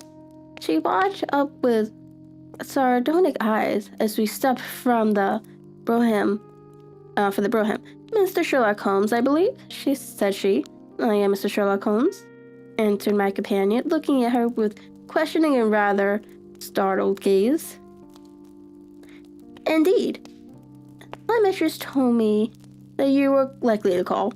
She left this morning with her husband by the 5:15 train from Carling Cross for the continent. What?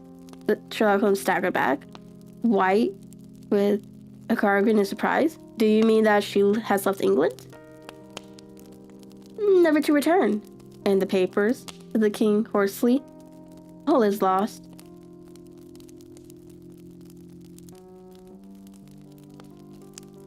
We shall see. He pushed past the servant and rushed into the drawing room, followed by the king and myself. The furniture was scattered about in every direction, with the smell of shelves and open drawers, as if the lady hurriedly ransacked them before her flight. Holmes rushed at the bell pull, tore back a small sliding shutter, plunging in his hand, pulling out a photograph and a letter. The photograph was Irene Adler herself in an evening dress. The letter was superscribed to Sherlock Holmes, ESG, to be left to called for. My friend tore it open, and we all three read it together. It was dated at midnight at the preceding night, and ran in this way.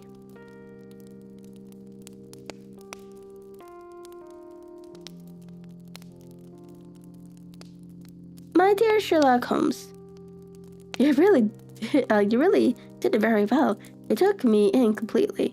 Until after the alarm of fire, I had not a suspicion. But then, when I found how I had betrayed myself, I began to think. I had been warned against you months ago. I had been told that if the king employed an agent, it would certainly be you. And your address had been given to me. Yet, with all this, you made me reveal what you wanted to know. Even after I became suspicious, I found it hard to think evil of such a dear, kind old clergyman. But, I have been trained as an actress myself. Male costume is nothing new to me. I often take advantage of the freedom which it gives. I sent John, the coachman, to watch you. Ran upstairs, got into my walk-in closet, as I call them, and came down just as you departed. Well, I followed you to the door, and so made sure that I was really an object of interest to the celebrated Mr. Sherlock Holmes. Then I rather imprudently wished you good night, and started for the temple to see my husband. We both thought the best resource was flight. We're pursued by so formidable an antagonist, so you will find the nest empty when you call tomorrow. As to the photograph, your client may rest in peace. I love and am loved by a better man than he. The king may do what he will without hindrance from one whom he has cruelly wronged. I keep it only to safeguard myself and to preserve a weapon which will always secure me from any steps which he might take in the future. I leave a photograph which he might care to possess, and I remain, dear Sherlock Holmes, very truly yours, Irene Norton Adler.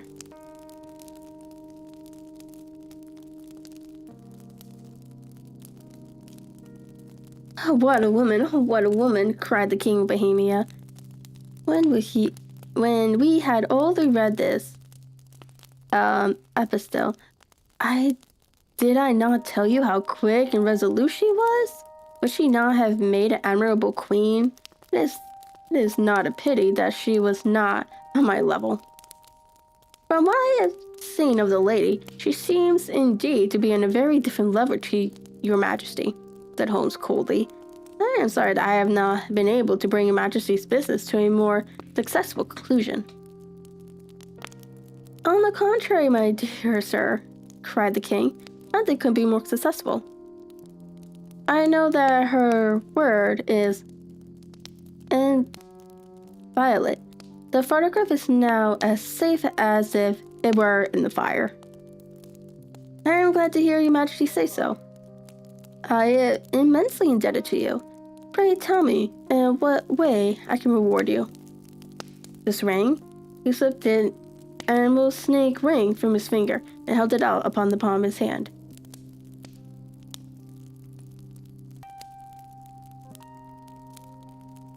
Your majesty has something which I should value even more highly, said Holmes. You have but to name it. This photograph. The king stared at him in amazement. Irene's photograph? He cried. Certainly, if you wish it. I thank you, majesty. Then there is no more to be done in the matter. I have the honor to wish you a very good morning, he bowed, and turning away without observing the hand which the king had stretched out to him. He set off in my company for his chambers, and that was how a great scandal threatened to affect the kingdom of Bohemia, and how the best plans of Mr. Sherlock Holmes were beaten by a woman's wit. He used to make merry over the cleverness of women, but I have not heard him do it of late. And when he speaks of Irene Adler, or when he refers to her photograph, it is always under the honorable title of the woman.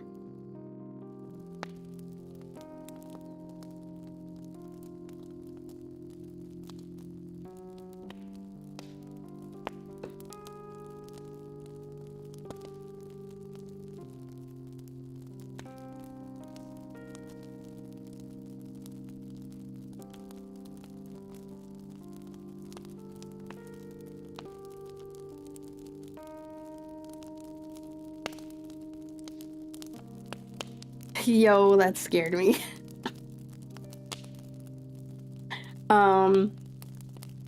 So the ad for Strumenbot uses the same sound from when OBS goes down.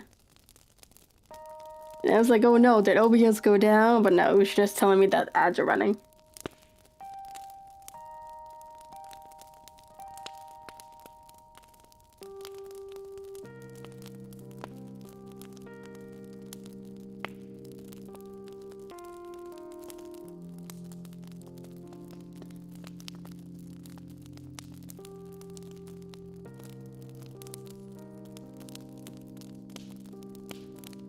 Okay, so that one is the end of that short story. Let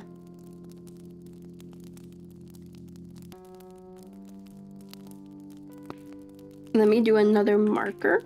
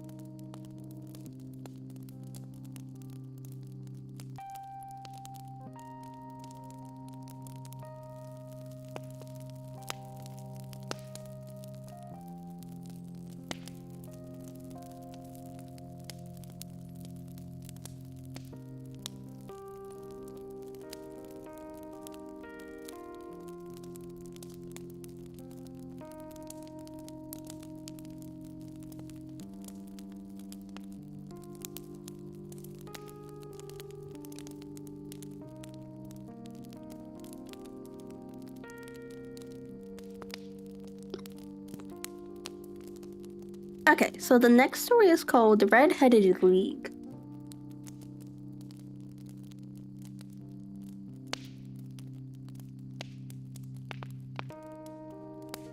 I had called upon my friend Mr. Sherlock Holmes one day in the autumn of last year and found him in deep conversation with a very thought, florid-faced elderly gentleman with a fiery red hair. With an apology for my intrusion, I was about to withdraw when Holmes pulled me abruptly into the room and closed the door behind me. "You could not possibly have come at a better time, my dear Watson," he said, cordially. "I was afraid that you were engaged." "So I am, very much so." "Then I can wait in the next room." "Not at all. This gentleman, Mr. Wilson, has been my partner and helper in many of my most successful cases, and I have no doubt he will be of the utmost use to me and yours also." The stout man half rose from his chair and gave a bob of greeting, with a quick little questioning glance from his small, fat, encircled eyes. "Try to set tea," said Holmes, relapsing into his armchair and putting his fingertips together, as was his custom when in judicial mood. "I know, my dear Watson, that you share my love of all that is bizarre and outside the conventions and humdrum routine of everyday life. You have shown your relish for it by the enthusiasm which has prompted you to chronicles, and if you will excuse my saying so, somewhat to embellish so many of my own little adventures. Your cases have indeed been of the greatest interest to me," I observed. "You will remember that I remarked the other day, just before we went into very simple problem presented by Miss Mary Sutherland, that for strange effects and extraordinary combinations, we must go to life itself, which is always far more daring than any effort of the imagination. A proposition which I took the liberty of doubting." "You did, Doctor, but nonetheless, you must come round to my views, or otherwise I shall keep on piling facts upon facts on you until your reason breaks down under them and acknowledges me to be right.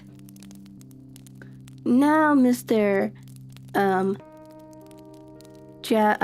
Jabez Wilson here has been good enough to call upon me this morning and to begin a narrative which promises to be one of the most singular which I have listened to for some time. You have heard me remark that the strangest and most unique things And most unique things are very often connected not with the larger, but with the smaller crimes, and occasionally, indeed, where there is room for doubt.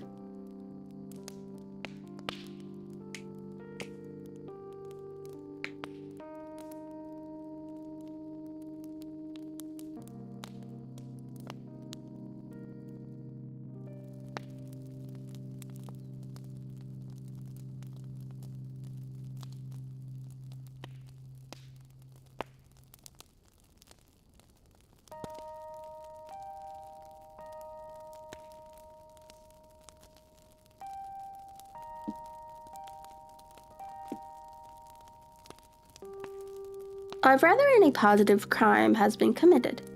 As far as I have heard, it is impossible for me to say whether the present case is an instance of crime or not, but the course of events is certainly among the most singular that I have ever listened to. Perhaps, Mr. Wilson, you would have the great kindness to recommend your narrative? I ask you not merely because my friend Dr. Watson has not heard the opening part, but also because the particular nature of the story makes me anxious to have every possible detail from your lips. As my role when I have heard some slight indication of the course of events, I am able to guide myself by the thousands of other similar cases which occur to my memory. In the present instance, I am forced to admit that the facts are, to be the best of my belief, unique. The portly client puffed out his chest with the appearance of some little pride and pulled a dirty and wrinkled newspaper from the inside pocket of his gray coat. As he glanced down the advertisement column, with his head thrust forward and the paper flattened out upon his knee, I took a good look at the man and endeavored, after the fashion of my companion, to read the indications which might be presented by his dress or appearance. I did not gain very much, however, by my inspection. Our visitor bore every mark of being an average, commonplace British tradesman, obese, pompous, and slow.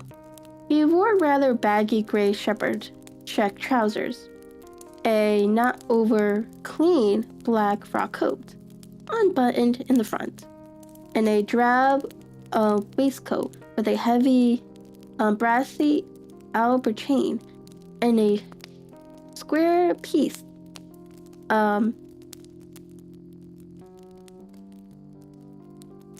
bit of metal dangling down as an ornament. A fried top hat and a faded brown overcoat with a wrinkled velvet collar lay upon a chair beside him. Altogether, looks as I would. There was nothing remarkable about the man save his blazing red head and the expression of extreme chagrin and discontent upon his features. Sherlock Holmes' quick look took in my occupation, and he shook his head with a smile as he noticed my questioning glances. Beyond the obvious facts that he has a sometime done manual labor, that he takes snuff, that he is a Freemason, that he has been in China, and that he has done a considerable amount of writing lately, I can deduce nothing else.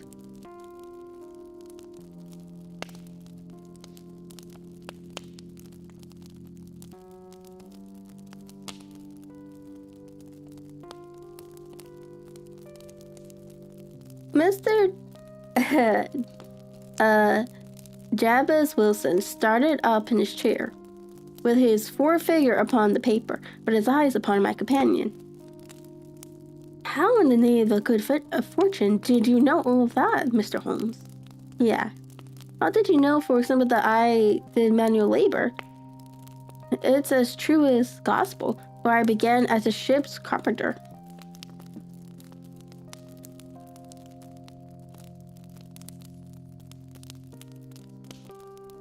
Your hands, my dear sir. Your right hand is quite a size larger than your left. You have worked with it, and the muscles are more developed. Well, the snuff, then, and the three mansory. I won't insult your intelligence by telling you how I read that, especially as rather against the strict rules of your order. You use an arch and a compass breastpin. Of course, I forgot that. But the writing?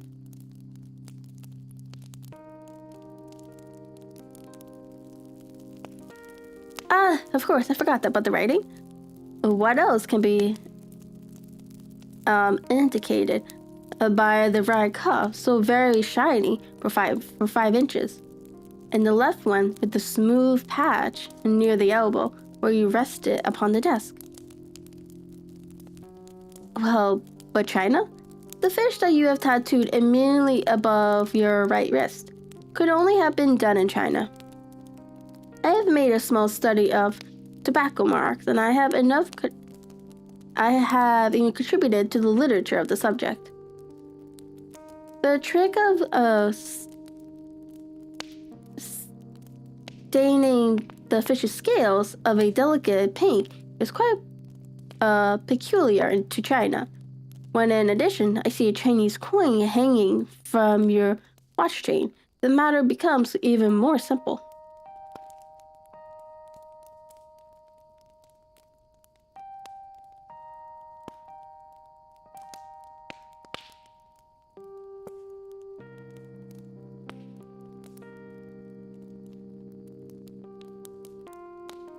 Mr. Jarvis Wilson laughed heavily. Oh, I never, said he. I thought at first that you had done something clever. I see that there was nothing in it at all, after all. I begin to think, Watson, said Holmes, that I make a mistake in explaining. Omne ignatum pro magnifico. You know, in my poor little reputation, such as it is. Oh, supple shipwrecks, if I am so candid. Can you not find the advertisement, Mr. Wilson? Yes, I have got it now, he answered, with his thick red finger planted halfway down the column. Here it is. This is what began it all. You just read it for yourself, sir. I took the paper from him and read as follows. To the red-headed league. One account of the bequest of the late Eskehead Hopkins of Lebanon, Pennsylvania, USA. There is now another vacancy open, which entitles a member of the league to a salary of, I'm assuming that's euros, like €4 a week for purely nominal services. All red-headed men who are sound in body and above the age of 21 years are eligible. Apply in person on Monday at 11 o'clock to Dant Canross at the offices of the League, 7 Pope's Court, Fleet Street. What on earth does this mean? I ejaculated after I had twice read over the extraordinary announcement. Holmes chuckled and wriggled in his chair, as was his habit when in high spirits. It is a little off the beaten track, isn't it? Said he. And now, Mr. Wilson, off you go. Stretch and tell us all about yourself, your household, and the effect which this advertisement had upon your fortunes. You will first make a note, Doctor, of the paper and the date. It is the Morning Chronicles of April 27th, 1890. Just 2 months ago.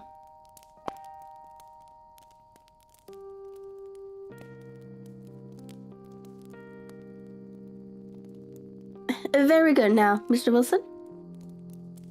Well, it is just I have been telling you, Mr. Sherlock Holmes. Said Jarvis Wilson, mopping his forehead. I have a small pawnbroker's business at Coburg Square, near the city. That's not a very large affair, and of late years, it has not done more than just give me a living. I used to be able to keep 2 assistants, but now I only keep 1. And I would have a job to pay him, but that he is willing to come for half wages so as to learn the business. What is the name of the obliging youth? Asked Sherlock Holmes. His name is Vincent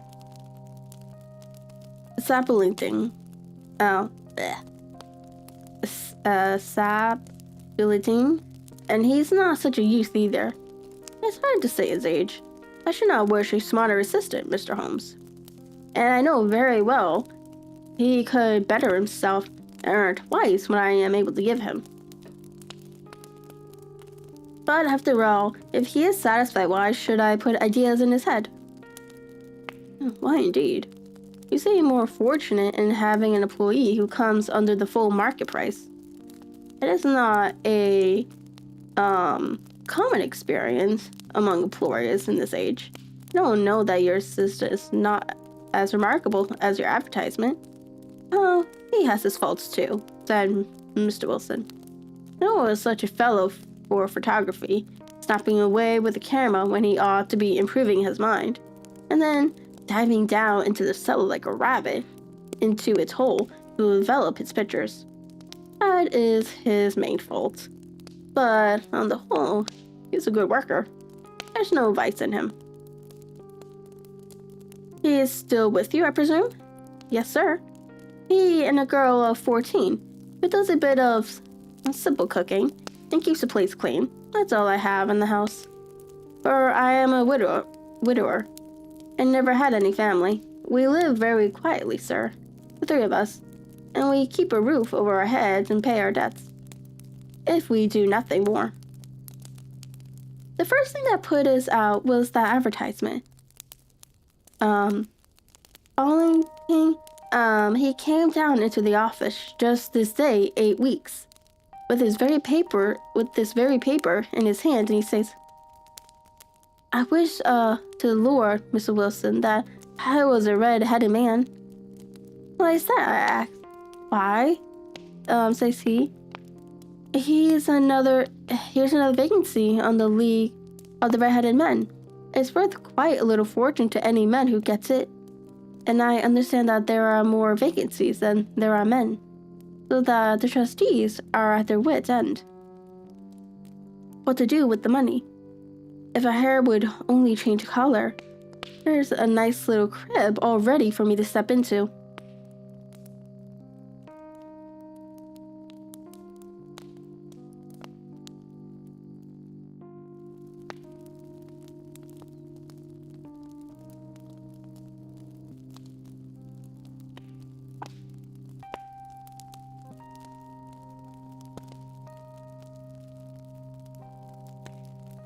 Oh, why? What is it then? I asked. You see, Mr. Holmes, I am very stay-at-home man, and as my business came to me instead of my having to go to it, I was often weeks on end without putting my foot over the doormat. And that way, I didn't know much of what was going on outside, and I was always glad of a bit of news. Have you never heard of the League of the Red-Headed Men? He asked with his eyes open. Never. Why? I wondered at that, for you are eligible yourself for one of the vacancies. And what are they worth? I asked. Oh, merely a couple hundred a year, but the work is slight, and it needs not interfere very much with one's other occupants. With others' occupations. Well, you can easily think that made me prick up my ears, for the business has not been over good for some years, and an extra couple of hundred would have been very handy. Tell me all about it, said I. Well, said he, showing me the advertisement, you can see for yourself that the League has a vacancy, and there is the address where you should apply for particulars. As far as I can make out, the League was founded by the American millionaire,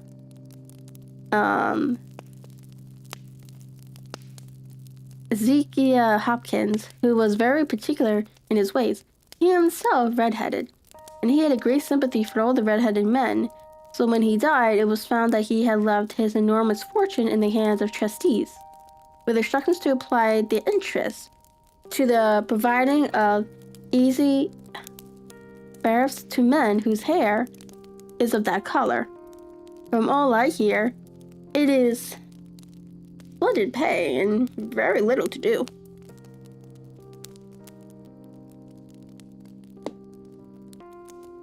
But, said I, there would be millions of red-headed men who would apply. Not so many as you might think, he answered. You see, it is really confined to Londoners and to grown men. This American had started from London when he was young, and he wanted to do the old town a good turn. Then again, I have heard it is no use your applying if your hair is light red or dark red or anything but real bright, blazing fiery red. Now, if you care to apply, Mr. Wilson, you would just walk in, but perhaps it would hardly be worth your while to put yourself out of the way for the sake of a few £100.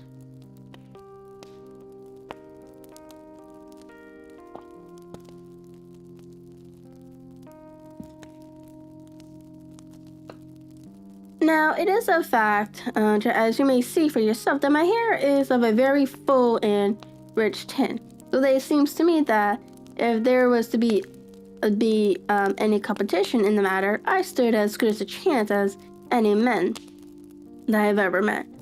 Vincent Bellington seemed to know so much about it that I thought he might prove useful, so I just ordered him to put up the shutters for the day and to come right away with me. He was very willing to have a holiday, so we shut the business up and started off with the address that was given us in the advertisement. I never hoped to see such a sight as that again, Mr. Holmes. From north, south, east, and west, every man who had a shade of red in his hair had trampled into the city to answer the advertisement. Each street was chalked to red-headed folk, and Post Court looked like a coaster orange barrow. I should not have thought there were so many in the whole country as were brought together by the single advertisement. Every shade of color that were a straw, lemon, orange, brick, Irish settler, liver, clay, but as Ballington said, there were not many who had the real vivid flame color tinted. When I saw how many were waiting, I would have given it up in despair, but Ballington would not hear of it.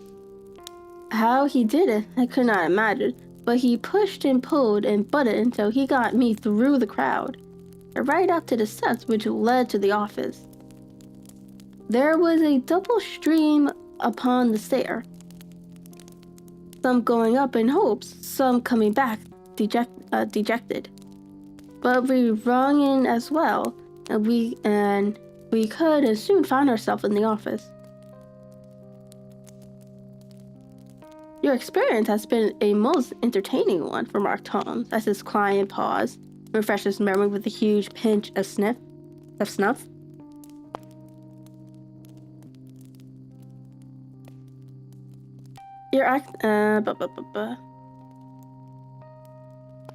Pray continue a very interesting statement.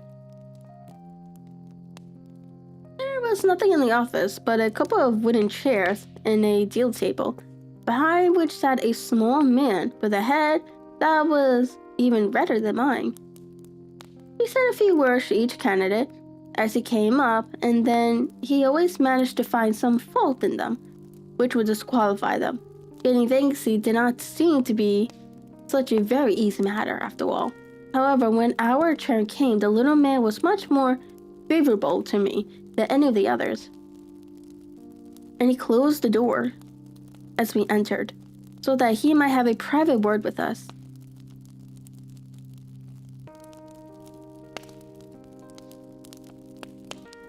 This is Mr. Jabs Wilson and my assistant, and he is willing to fill a vacancy in the league.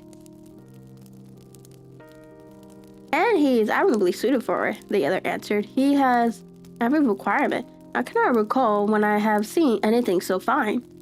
He took a step backwards, rocked his head on one side, and gazed at my hair until I felt quite bashful.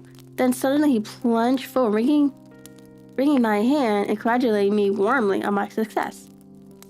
It would be injustice to hesitate, said he. You will, however, I am sure, excuse me for taking an obvious precaution. With that, he seized my hair in both my hands and tugged until I yelled with pain. There is water in my eyes, in your eyes, said he as he released me. I perceive that all of it is as it should be. But we have to be careful, for we have twice been deceived by wigs and one by paint. I would tell you tales of the cobbler's wax, which would disguise you with human nature. He stepped over to the window and shouted through at the top of his voice. The vacancy was filled. A groan of disappointment came up from below, and the folks all trooped away in different directions until there was not a red head to be seen except my own and that of the manager. My name, said he, is Mr. Duncan Ross, and I am myself one of the pensioners upon the fund left by our noble benefactor. Are you a married man, Mr. Wilson? Have you a family? I answered that I had not. His face fell immediately.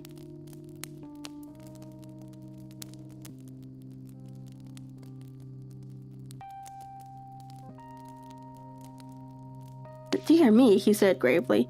That is very serious indeed. I am sorry to hear you say that. The fund was, of course, for the propagation and spread of the redheads as well as for their maintenance. It was silly a fortune that you should be a bachelor. My face lengthened on this, Mr. Holmes, for I thought that I was not to have the vacancy after all, but after thinking it over for a few minutes, he said that it would be all right.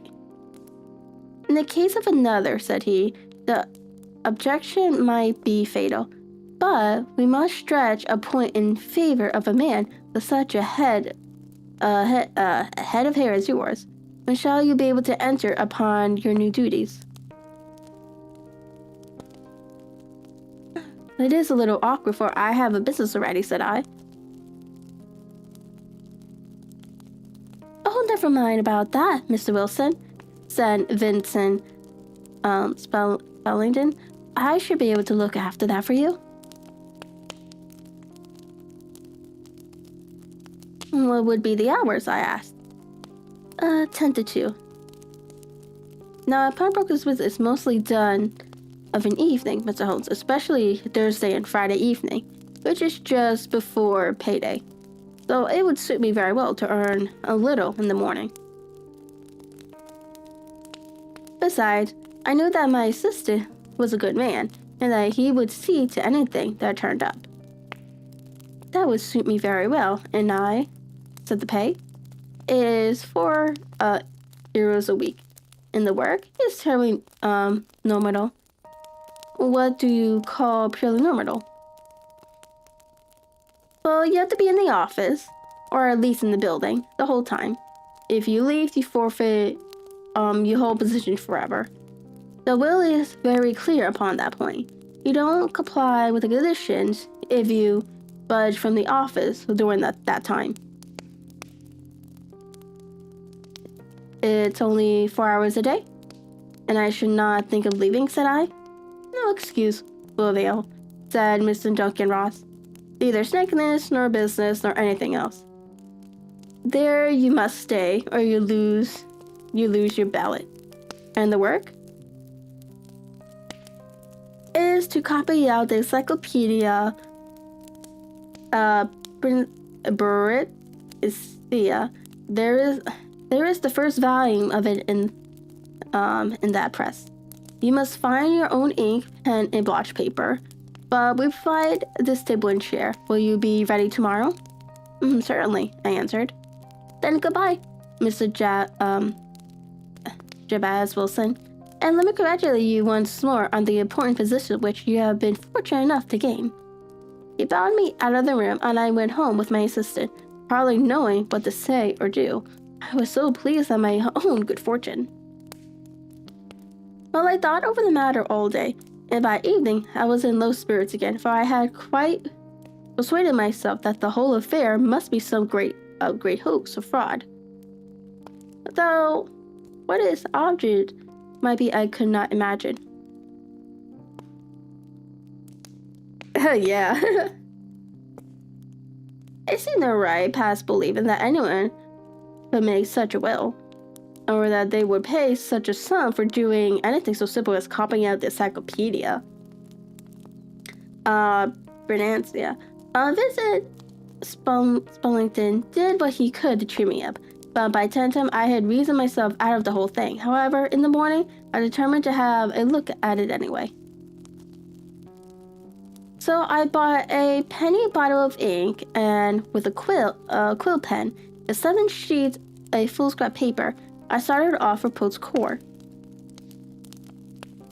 Well, to my surprise and delight, everything was as right as possible. The table was set out ready for me, and Mr. Duncan Ross was there to see that I got fairly to work. He started me off upon the letter A, and then he left me, but he would drop in from time to time to see that all was right with me. At 2 o'clock, He bade me good day and complimented me upon the amount that I had written, and locked the door at the office after me. This went on day after day, Mr. Holmes. And on Saturday, the manager came in and planked down 4 golden sovereign for my week's worth. It was the same next week, and the same the week after that. Every morning I was there at 10, and in the afternoon I left at 2. By decree, Mr. Duncan Ross took to coming in only once a morning, and then, after a time, he did not come in a minute at all. Still, of course, I never dared to leave the room for an instant, for I was not sure when he might come. And the billet was such a good one, and suited me so well, that I would not risk the loss of it. 8 weeks passed. Oh wait, like this. And I had written about Abba and archery and armorer and architecture and Tasia in hopes the diligence that I might get on to the B before very long. It cost me something in foolscap, and I had pretty nearly filled the shelf with my writing. And then suddenly the whole business came to an end. To an end? Yes, sir. And no later than this morning, I went to my work as usual at 10, but the door was shut and locked, with a little square of cardboard hammered on the middle of the panel with a tack. Here it is, and you can read it for yourself. He held a piece of white cardboard about the size of a sheet of notepaper.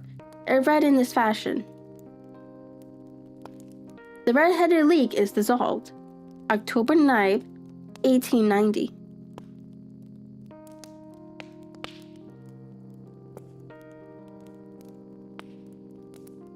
Sherlock Holmes and I surveyed this curt announcement and the rueful face behind it, until the comical side of the affair was so completely overtapped every other consideration that we both bursted out into a roar of laughter. I cannot see that there is anything very funny, cried our client, fleshing up the roots of his flaming head. If you can do nothing better than laugh at me, I can go elsewhere. No, said Holmes, shoving him back in the chair from which he had half risen. I really wouldn't miss your case for the world. It is most, rationally unusual, but there it is, if you excuse me saying so, something just a little funny about it.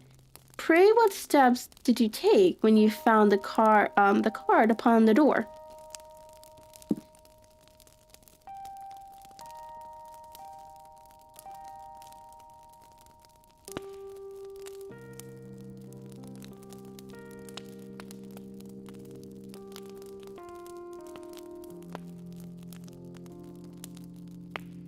I was staggered, sir. I did not know what to do. Then I called at the office rounds, but none of them seemed to know anything about it. Finally, I went to the landlord, who was an accountant living on the ground floor, and I asked him if he could tell me what had become of the red-headed league. He said that he had never heard of any such body. Then I asked him who Dr. Duncan Ross was. He answered that the name was new to him. Well, said I, the gentleman at number 4. What, the red-headed man? Yes. Oh, said he. His name was William Morris. He was a solicitor and was using my room as a temporary conveyance until his new premises were ready. He moved out yesterday. Where could I find him? Oh, at his new office. He did tell me the address. Yes. 17 King Edward Street, near St. Paul's.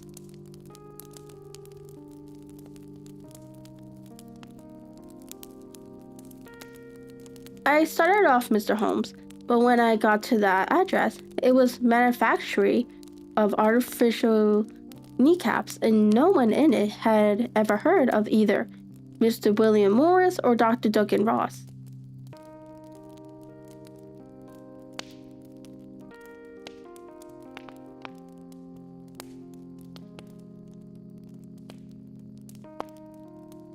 what did you do then? Asked Holmes.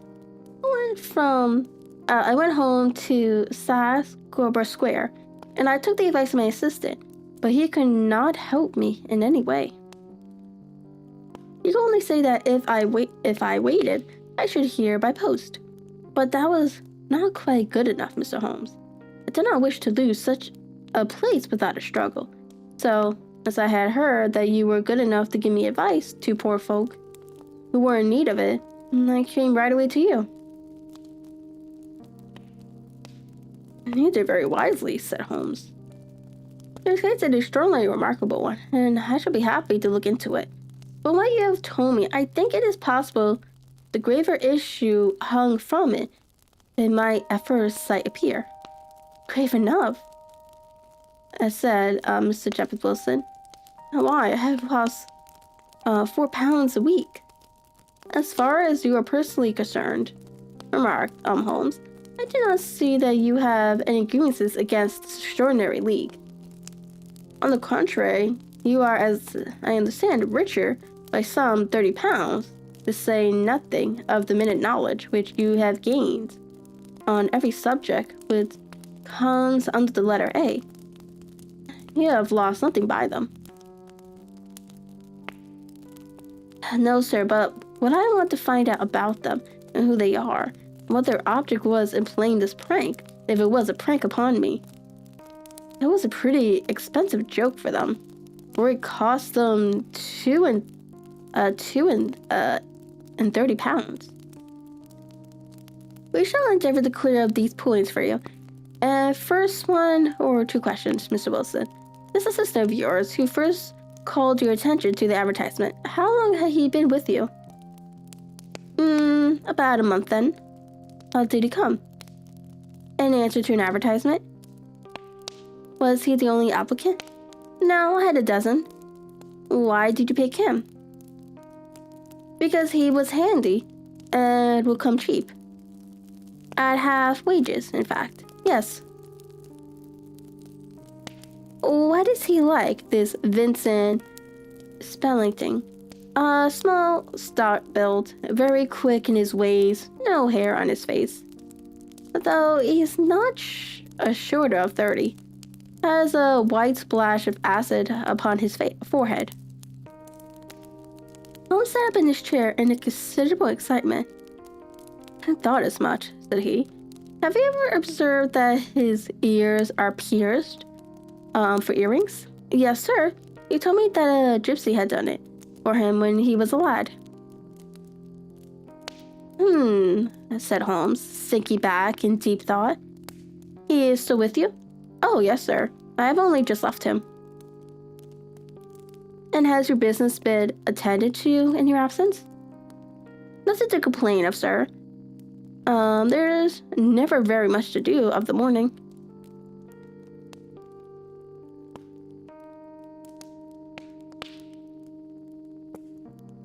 That will do, Mr. Wilson. I shall be happy to give you an opinion upon the subject. And the subject, of course, of the day or two.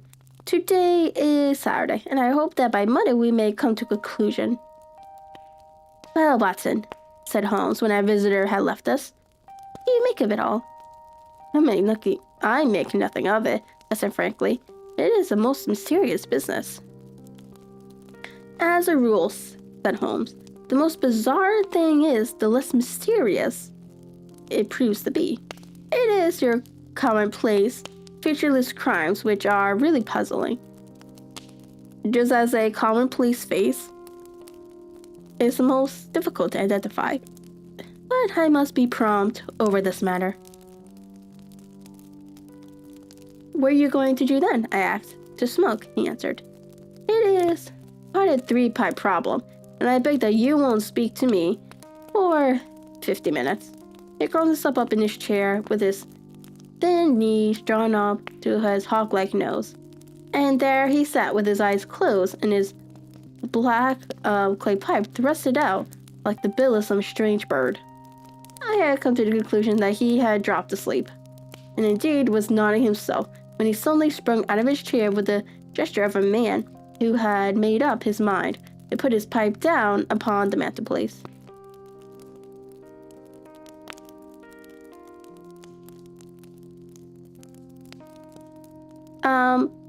Sir, they please at St. James Hall this afternoon, he remarked.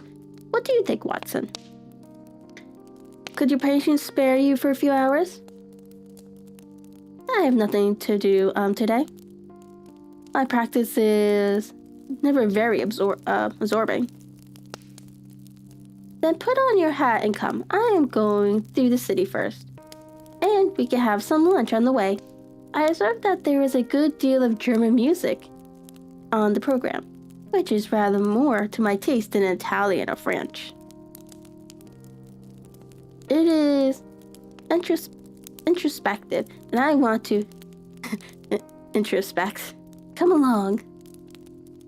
We traveled by the underground as far as Adlergate, and a short walk took us to Saxe-Coburg Square, the scene of the singular story which we had listened to in the morning. It was a poky little shabby general place where 4 lines of dingy 2-story brick houses looked out into a small railed enclosure, which, along of weedy grass and a few clumps of faded laurel bushes, made a hard fight against a smoke-laden and uncongenial atmosphere. 3 gold balls in brown bordered with Jabba Wilson in white letters upon a corner house announced that the police were our red-headed client carried on his business. Sherlock Holmes stopped in front of it with his head on one side, looked it all over, with his eyes shining brightly between puckered lids. Then he walked slowly up the street and then down again to the corner, still looking keenly at the houses. Finally, he returned to the pawnbrokers, and having thumped vigorously upon the pavement with his stick 2 or 3 times, he went up to the door and knocked.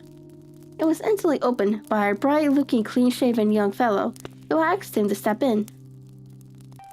Thank you, said Holmes. I only wish to ask you how you would go from here to the Strand. 3rd right, 4th left, answered the assistant promptly, closing the door.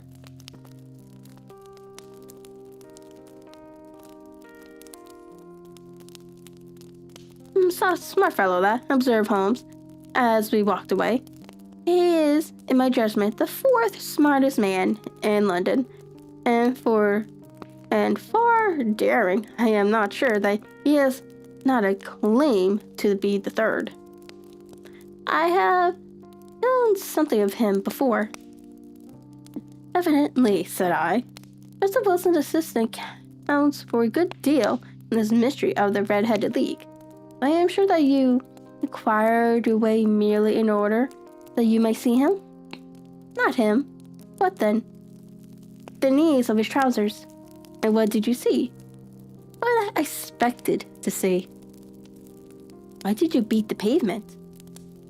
My dear doctor, this is the time for observation, not for talk. We are spies in an enemy country. We know something of Saxe-Coburg Square. Let us now explore the parts which lie behind us.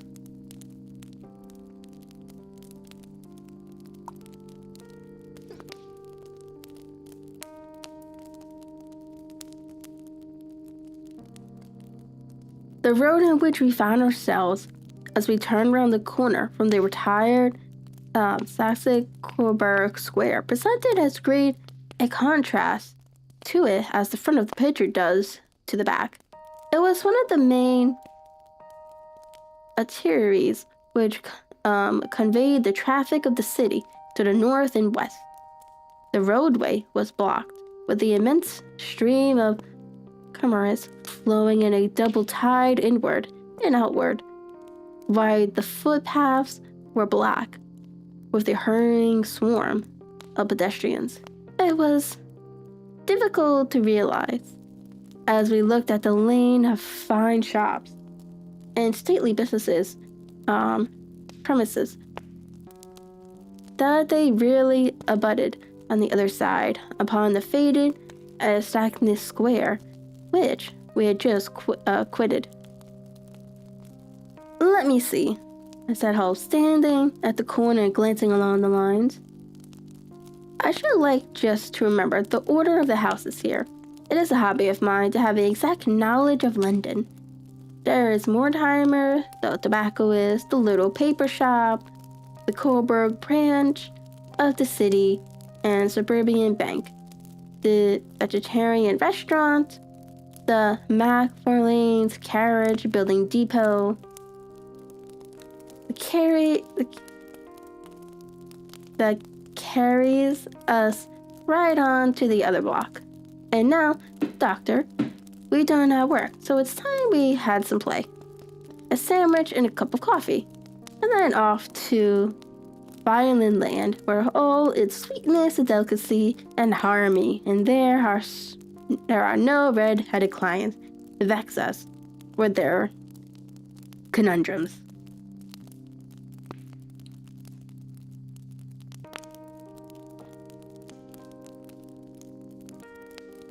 My friend was an enthusiast musician, being himself not only a very capable performer, but a composer of no ordinary merit. All the afternoon he sat in the stalls, wrapped in the most perfect happiness, gently waving his long, thin fingers in time to the music, while his gently smiling face and his languid, dreamy eyes were as unlike those of Holmes and the sleuth hound. Holmes, the relentless, keen-witted, ready-handed criminal agent, as it was possible to deceive. In his singular character, the dual nature alternatively asserted itself, and his extreme exactness and astuteness represented, as I have often thought, the reaction against the poetic and complacent mood with occasionally predominated in him. The swing of his nature took him from extreme languor to devouring energy, and as I knew well, it was never so truly formidable as when, for days on end, he had been lounging in his armchair amid his improvisations and his black leather editions. Then it was that the lust of the chase would suddenly come upon him, and that his brilliant reasoning power would rise to the level of intuition, until those who were unacquainted with his methods will look askance at him as on a man whose knowledge was not of other morals. When I saw him that afternoon, so enwrapped in the music of St. James Hall, I felt that an evil time might be coming upon those whom he had set himself to hunt down.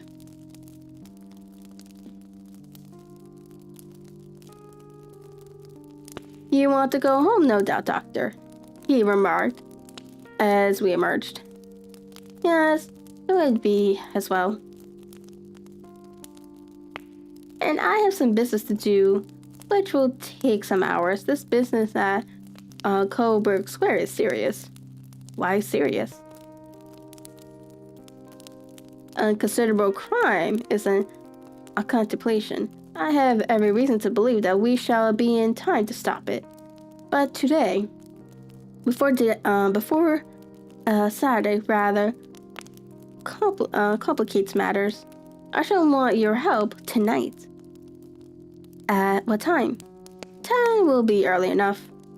I shall be at Baker Street at 10. Very well. And I say, Doctor, there may be some little danger, so kindly put your armory revolver in your pocket. He waved his hand, turned on his heel, and disappeared in an instant among the crowd. I trust that I am not more dense than my neighbors, but I was always oppressed with a sense of my own stupidity in my dealings with Sherlock Holmes. Here I had heard what he had heard.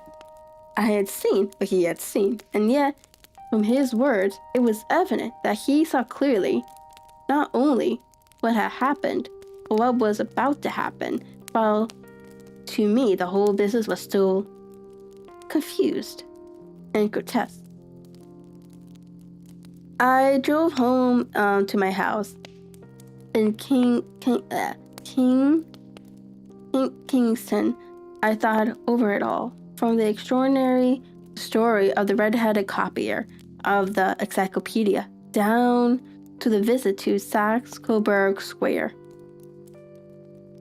and the honest words with which he had parted from me. What was this nocturnal expedition, and why should I go armed? Where were we going, and what were we to do? I had the hint from Sherlock Holmes that this smooth-faced pawnbroker assistant was a formidable man, a man who might play a deep game. I tried to puzzle it out, but I gave it up in despair and set the matter aside until night should bring an explanation. It was 9:15 when I started from home and made my way across the park, so through Oxford Street to Baker Street. 2 hansers were standing at the door, and as I entered the passage, I heard the sound of voices from above. One entering his room, I found Holmes in an animated conversation with 2 men, one of whom I recognized as Peter Jones, the official police agent, while the other was a long, thin, and sad-faced man with a very shiny hat and a impressively respectable frock coat. "Ah, our party is complete," said Holmes, toning up his pea jacket and taking his heavy hunting crop from the rack. "Watson, and think you know Mr. Jones of Scotland Yard? Let me introduce you to Mr. Merriweather, who is to be our companion in tonight's adventure." "We're hunting in couples again, Doctor, you see," said Jones in his consequential way. "Our friend here is a wonderful man for starting a chase. All he wants is an old dog to help him to do the running down. I hope a wild goose may not prove to be the end of our chase," observed Mr.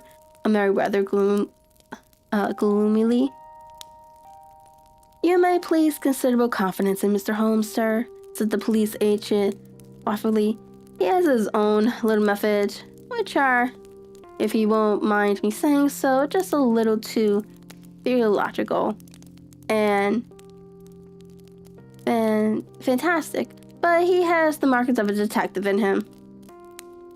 It is not too much to say that one or twice, as in that business of the little murder and the treasure, he has been more nearly correct than the official force." If you say so, Mr. Johns."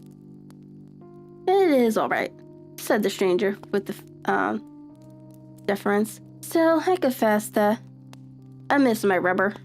It is the first Saturday night for 27 years that I have not had my rubber." "I think you will find," said Sherlock Holmes, that you will play for a higher stake tonight than you have ever done yet, and that the play will be more exciting. For you, Mr. Merriweather, the stake will be some 30,000 euros.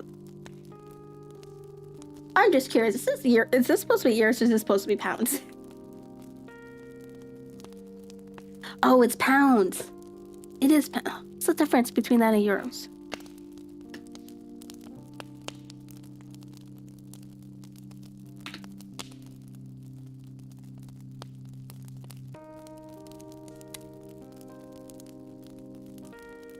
Okay, so now we know, guys. I don't know my symbols. It's pounds. I've been saying euros all this time. So 30,000 pounds. And for you, Jones, it will be the man upon whom you wish to lay your hands.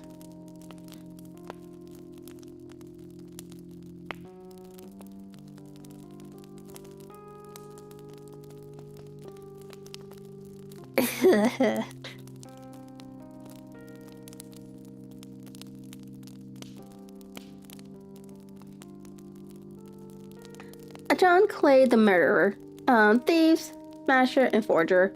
He's a young man, Mr. Merriweather, but he is at the head of his profession, and I would rather have 5 bracelets on him than on any criminal in London. He's a remarkable man. Is young John Clay. His grandfather was a royal duke, and he himself had been to Eton and Oxford. His brain is as cunning as his fingers, and though we meet signs of him at every turn, we never know where to find the man himself. He'll crack a crib in Scotland one week, and he'll be raising money to build an orphanage in Cornwall the next. I've been on his track for years, and have never set eyes on him yet. I hope that I may have the pleasure of introducing you tonight. I had 1 or 2 little turns also with Mr. John Clay, and I agree with you that he is at the head of his profession. It is past 10, however, and quite time that we started. If you two will take the first hansom, Watson and I will follow in the second.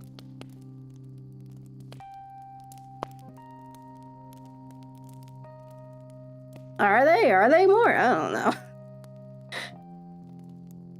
The symbols kind of look the same to me at a glance. I didn't even notice what it was.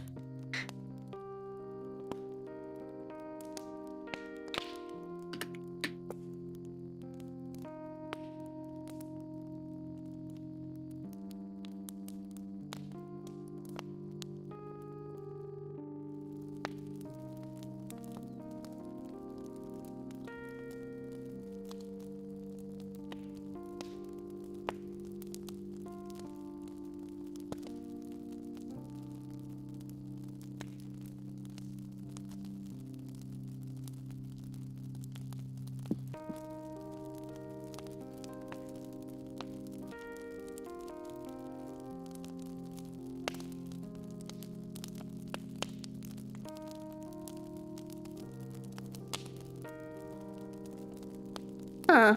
I don't think it's that much difference. According to this, like, €1 is like 0.86 Great Britain pounds or something like that. I don't know.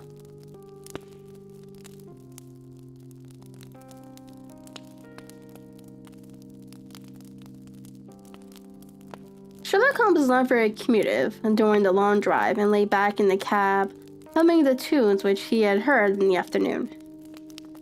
He rattled through an endless labyrinth of gas-lit streets until we emerged into Farrington Street.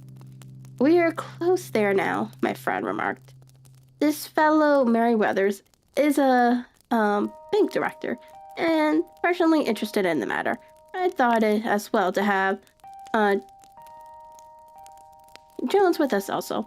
He is not a bad fellow, though an absolute imbecile in his profession. He has one positive virtue. He is as brave as a bulldog, and as oh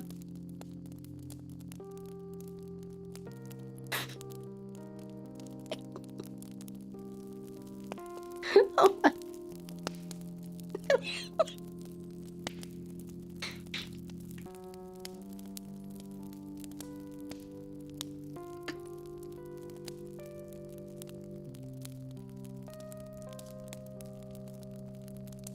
And it's tenacious.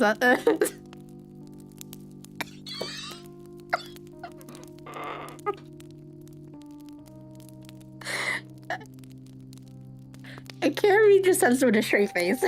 Sorry. He is as brave as a bulldog, and is tenacious as a lobster if he gets his claws upon anyone.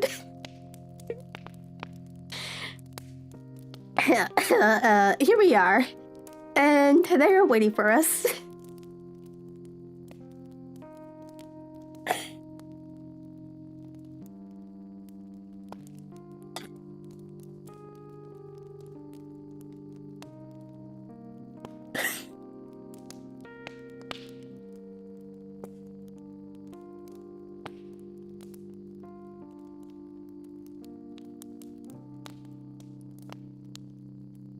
We had reached the same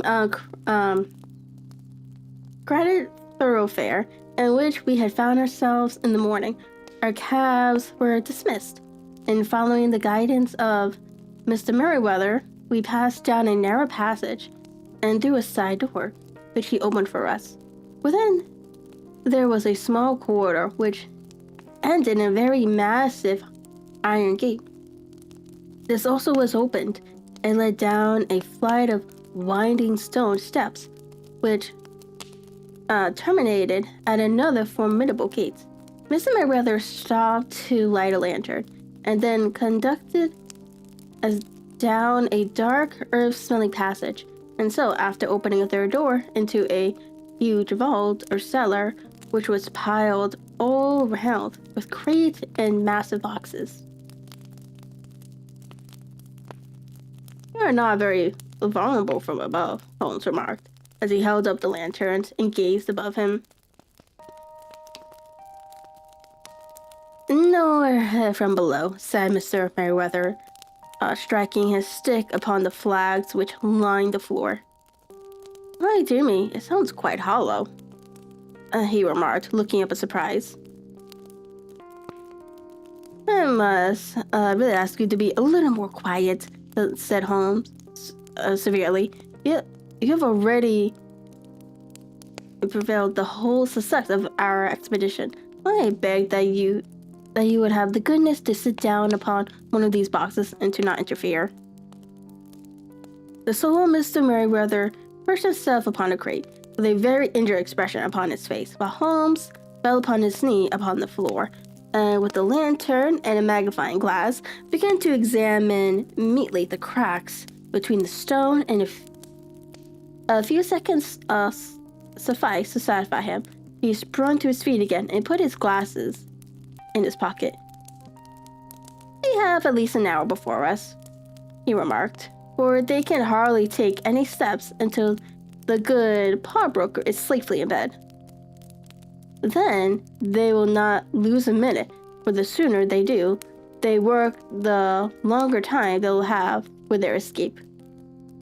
We are at present, Doctor, as no doubt you have divined, in the cellar of the city branch of one of the principal London banks.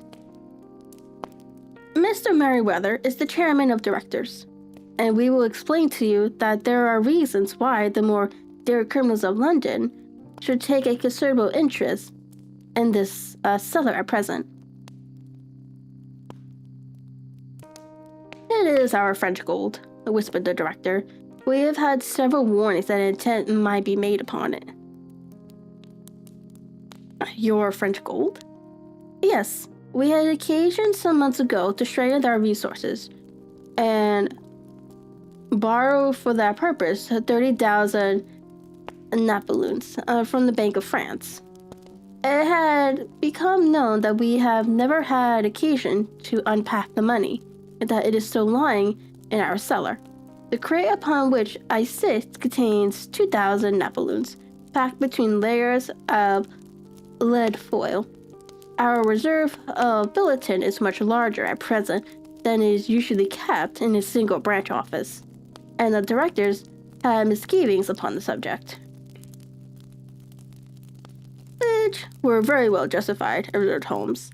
"And now it is time that we arrange our little plans. I expect that within an hour, matter will come to a head. In the meantime, Mr. Merriweather, we must put the screen over that dark lantern, and sit in the dark. I am afraid so. I had brought a pack of cards in my pocket, and I thought that as we were a party carry. He might heavy rubber after all. But I see the enemy's preparations have gone so far that we cannot risk the presence of a light. And first of all, we must choose our positions. These are daring men, and though we shall take them at a disadvantage, they may do us some harm unless we are careful. I shall stand behind this crate, and do you conceal yourselves behind those. Then when I flash a light upon them, close and swiftly. If they fire, Watson, have no combination about shooting them down. I placed my revolver cocked upon the top of the wooden case, behind which I crouched.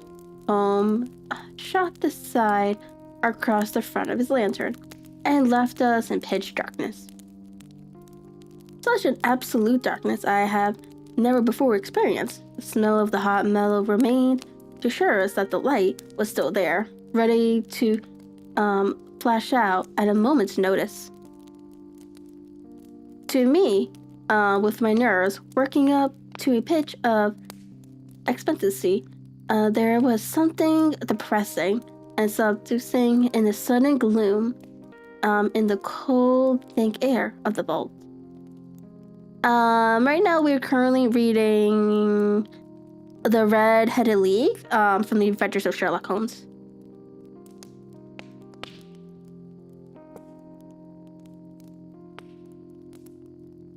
They have but one retreat, whispered Holmes. That is back through the house and of Saxe-Coburg Square. Hope that you have done what I asked you, Jones. I have an inspector and 2 officers waiting at the front door. Then we have stopped all the holes. And now we must be silent and wait. What a time it seemed. When comparing notes afterwards, it was but an hour and a quarter, yet it appeared to me that the night must have almost gone and the dawn be breaking above us. My limbs were weary and stiff, for I feared to change my position, yet my nerves were worked up to the highest pitch tension, and my hearing was so acute that I could not only hear the gentle breathing of my companions, but I could distinguish the deeper, heavier in-breath of the bulky Jones from the thin, slightly note of the bank director. From my position, I could look over the case in the direction of the floor. Suddenly my eyes caught a glint of a light.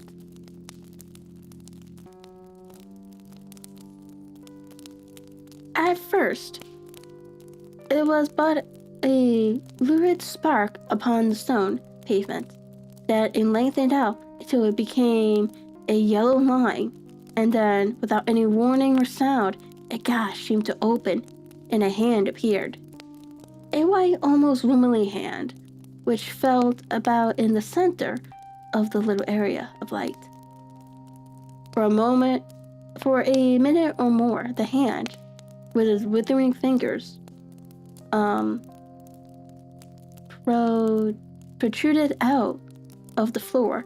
Then it was withdrawn as suddenly as it appeared, and all was dark again, save the single lurid spark which marked a chink between the stones. Its appearance, however, was but momentarily. With a rending, tearing sound, one of the bulwarks, white stones, turned over upon its side, and left a square gaping hole, through which streamed the light of a lantern. Over the edge there peeped a clean-cut boyish face, which looked keenly about it, and then with a hand on either side of the aperture, it drew itself shoulder-high and waist-high, until one knee rested upon the edge. In another instant he stood at the side of the hole and was hurling after him a companion, lithe and small like himself, with a pale face and a shock of very red hair.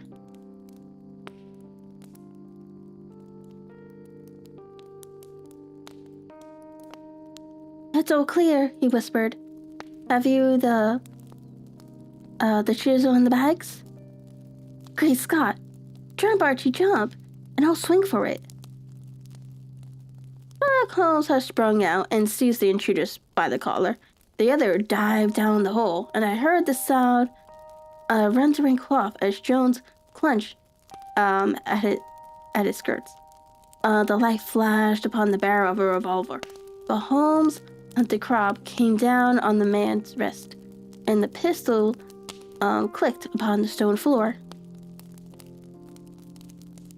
"There's no use, John Clay," said Holmes blandly. "You have no chance at all." "So I see," the other answered with the utmost coolness. "I fancy that my pal is all right, though I see you have got his coattails." "There are 3 men waiting for him at the door," said Holmes.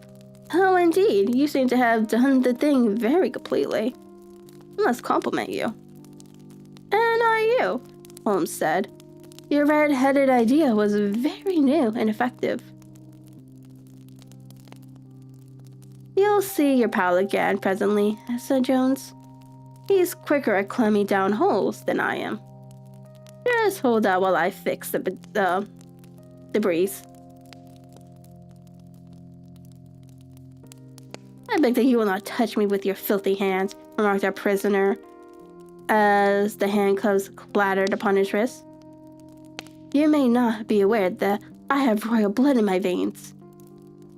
Have the goodness also, when you address me, always to say sir and please." "All right," said Jones with a stare and a nigger. "But would you please, sir, march upstairs where we could get a cab to carry your highness to the police station?" "That is better," said John Clary. Servantly. He made a sweeping bow to the 3 of us and walked quietly off in custody of the detective. "Really, Mr. Holmes?" said Mrs. Merriweather as we followed them from the cellar. "I did not know how the bank had thank you or repay you. There is no that you have detected and defeated in the most complete manner one of the most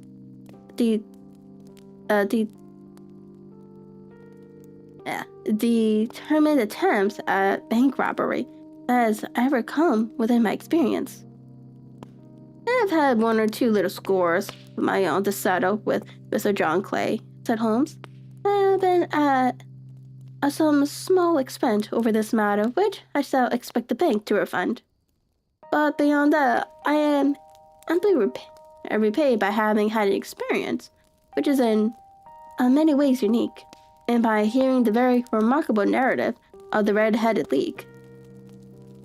You see, Watson," he explained in the early hours of the morning as we sat over a glass of whiskey and soda in Baker Street, "it was perfectly obvious from the first, that the only possible object of this rather fantastic business of the advertisement of the League and the copying of the encyclopedia must be to get this not overbright pawnbreaker out of the way for a number of hours every day.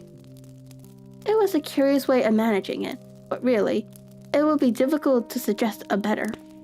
The method was no doubt suggested to Gallay's ingenious mind by the color of his accomplice's hair. The £4 a week was a lure which must draw him, and what was it to them, who were playing for thousands? They put in the advertisement. One rogue has the temporary office, the other rogue incites the man to apply for it. Together, they managed to secure his absence every morning in the week. From the time that I heard of the assistant having come for half wages, it was obvious to me that he had some strong motive for securing the situation. But how could you guess what the motive was? Had there been women in the house? I should have suspected a mere vulgar intrigue. That, however, was out of the question. The man's business was a small one, and there was nothing in his house which could account for such elaborate preparations. I struck an expenditure as they were at. It must then be something out of the house. What could it be? I thought the assistant's fondness for photography, and his trick of vanishing into the cellar. The cellar. There was the end of his tangled clues. Then I made inquiries as to the mysterious assistant and found that I had to deal with one of the coolest and most daring criminals in London. He was doing something in the cellar, something which took many hours a day for months on end. What could it be, once more? I could think of nothing save that he was running a tunnel to some other building. So far, I had got when we went to visit the scene of action, I surprised you by beating upon the pavement with my stick. I was ascertaining whether the cellar stretched out in front or behind. It was not in front. Then I rang the bell, and as I hoped, the assistant answered. We have had some skirmishes. But we had never set eyes upon each other before. I hardly looked at his face. His knees were what I wished to see. You must yourself have remarked how worn, wrinkled, and stained they were. They spoke of those hours of borrowing. The only remaining point was that they were borrowing for. I walked round the corner, saw the City and Suburban Bank abutted on our friend's premises, and felt that I had solved my problem. When you drove home after the concert, I called upon Scotland Yard and upon the chairman of the bank directors, with the result that you have seen. And how could you tell that they would make their attempt tonight? Well, when they closed their league offices, that was a sign that they cared no longer about Mr. Jabez Wilson's presence. In other words, that they had completed their tunnel, but it was essential that they should use it soon, as it might be discovered, or the bulletin might be removed. Saturday would suit them better than any other day, as it would give them 2 days for their escape. For all these reasons, I expected them to come tonight. You reasoned it out beautifully, I exclaimed, in unfeigned admiration. It is so long a chain, and yet every link rings true. It saved me from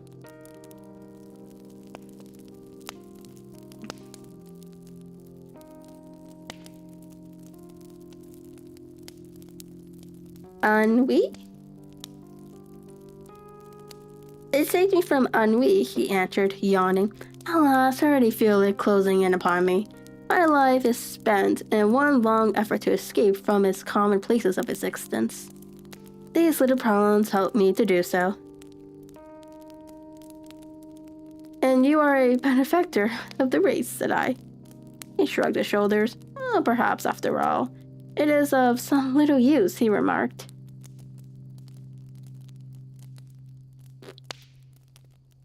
These French words. The home says, and you know what? We're gonna run this through Google. How I pronounce this? Help me.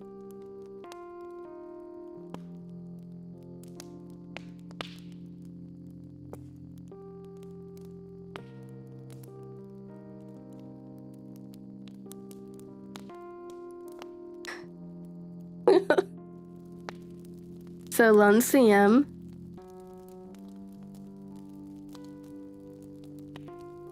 Lancium Lovisetu? Yes, I love Google. as Shiv Flaubert wrote to George Sand.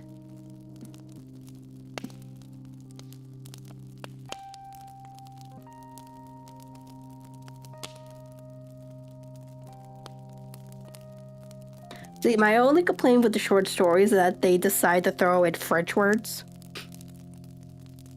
or words in other languages, which makes sense because, you know, that was part of the language back then in England, like between the German names and the French names.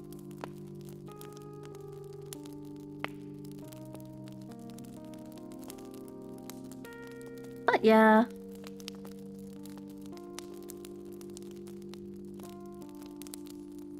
Okay, so these are the first two stories. This is the end of this one. So we will read the next two, which is the Case of Identity and Boscombe Valley Mystery. What's today? Saturday. We will do that on Friday, as long as nothing happens.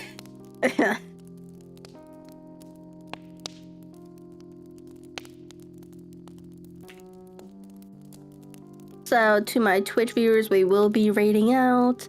To my YouTube and the Green Platform viewers, we'll be ending the stream, and I'll see you all next week. I don't know who are reading today. Oh wait, hold on, I had the brilliant idea. Is he still on? No, he's not on. Shoot.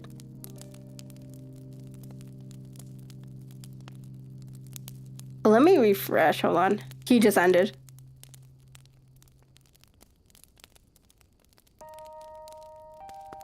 Holy shit, that's loud. Perez, why is your shit loud?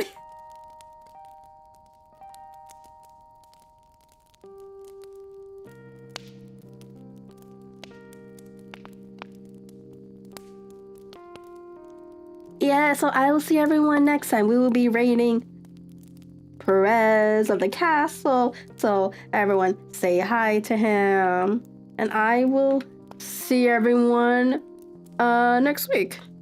All right, bye.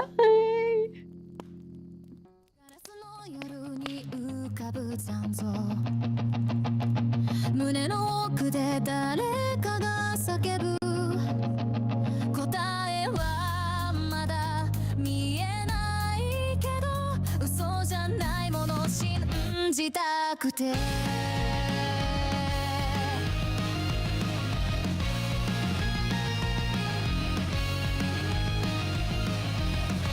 たい街に滲む足音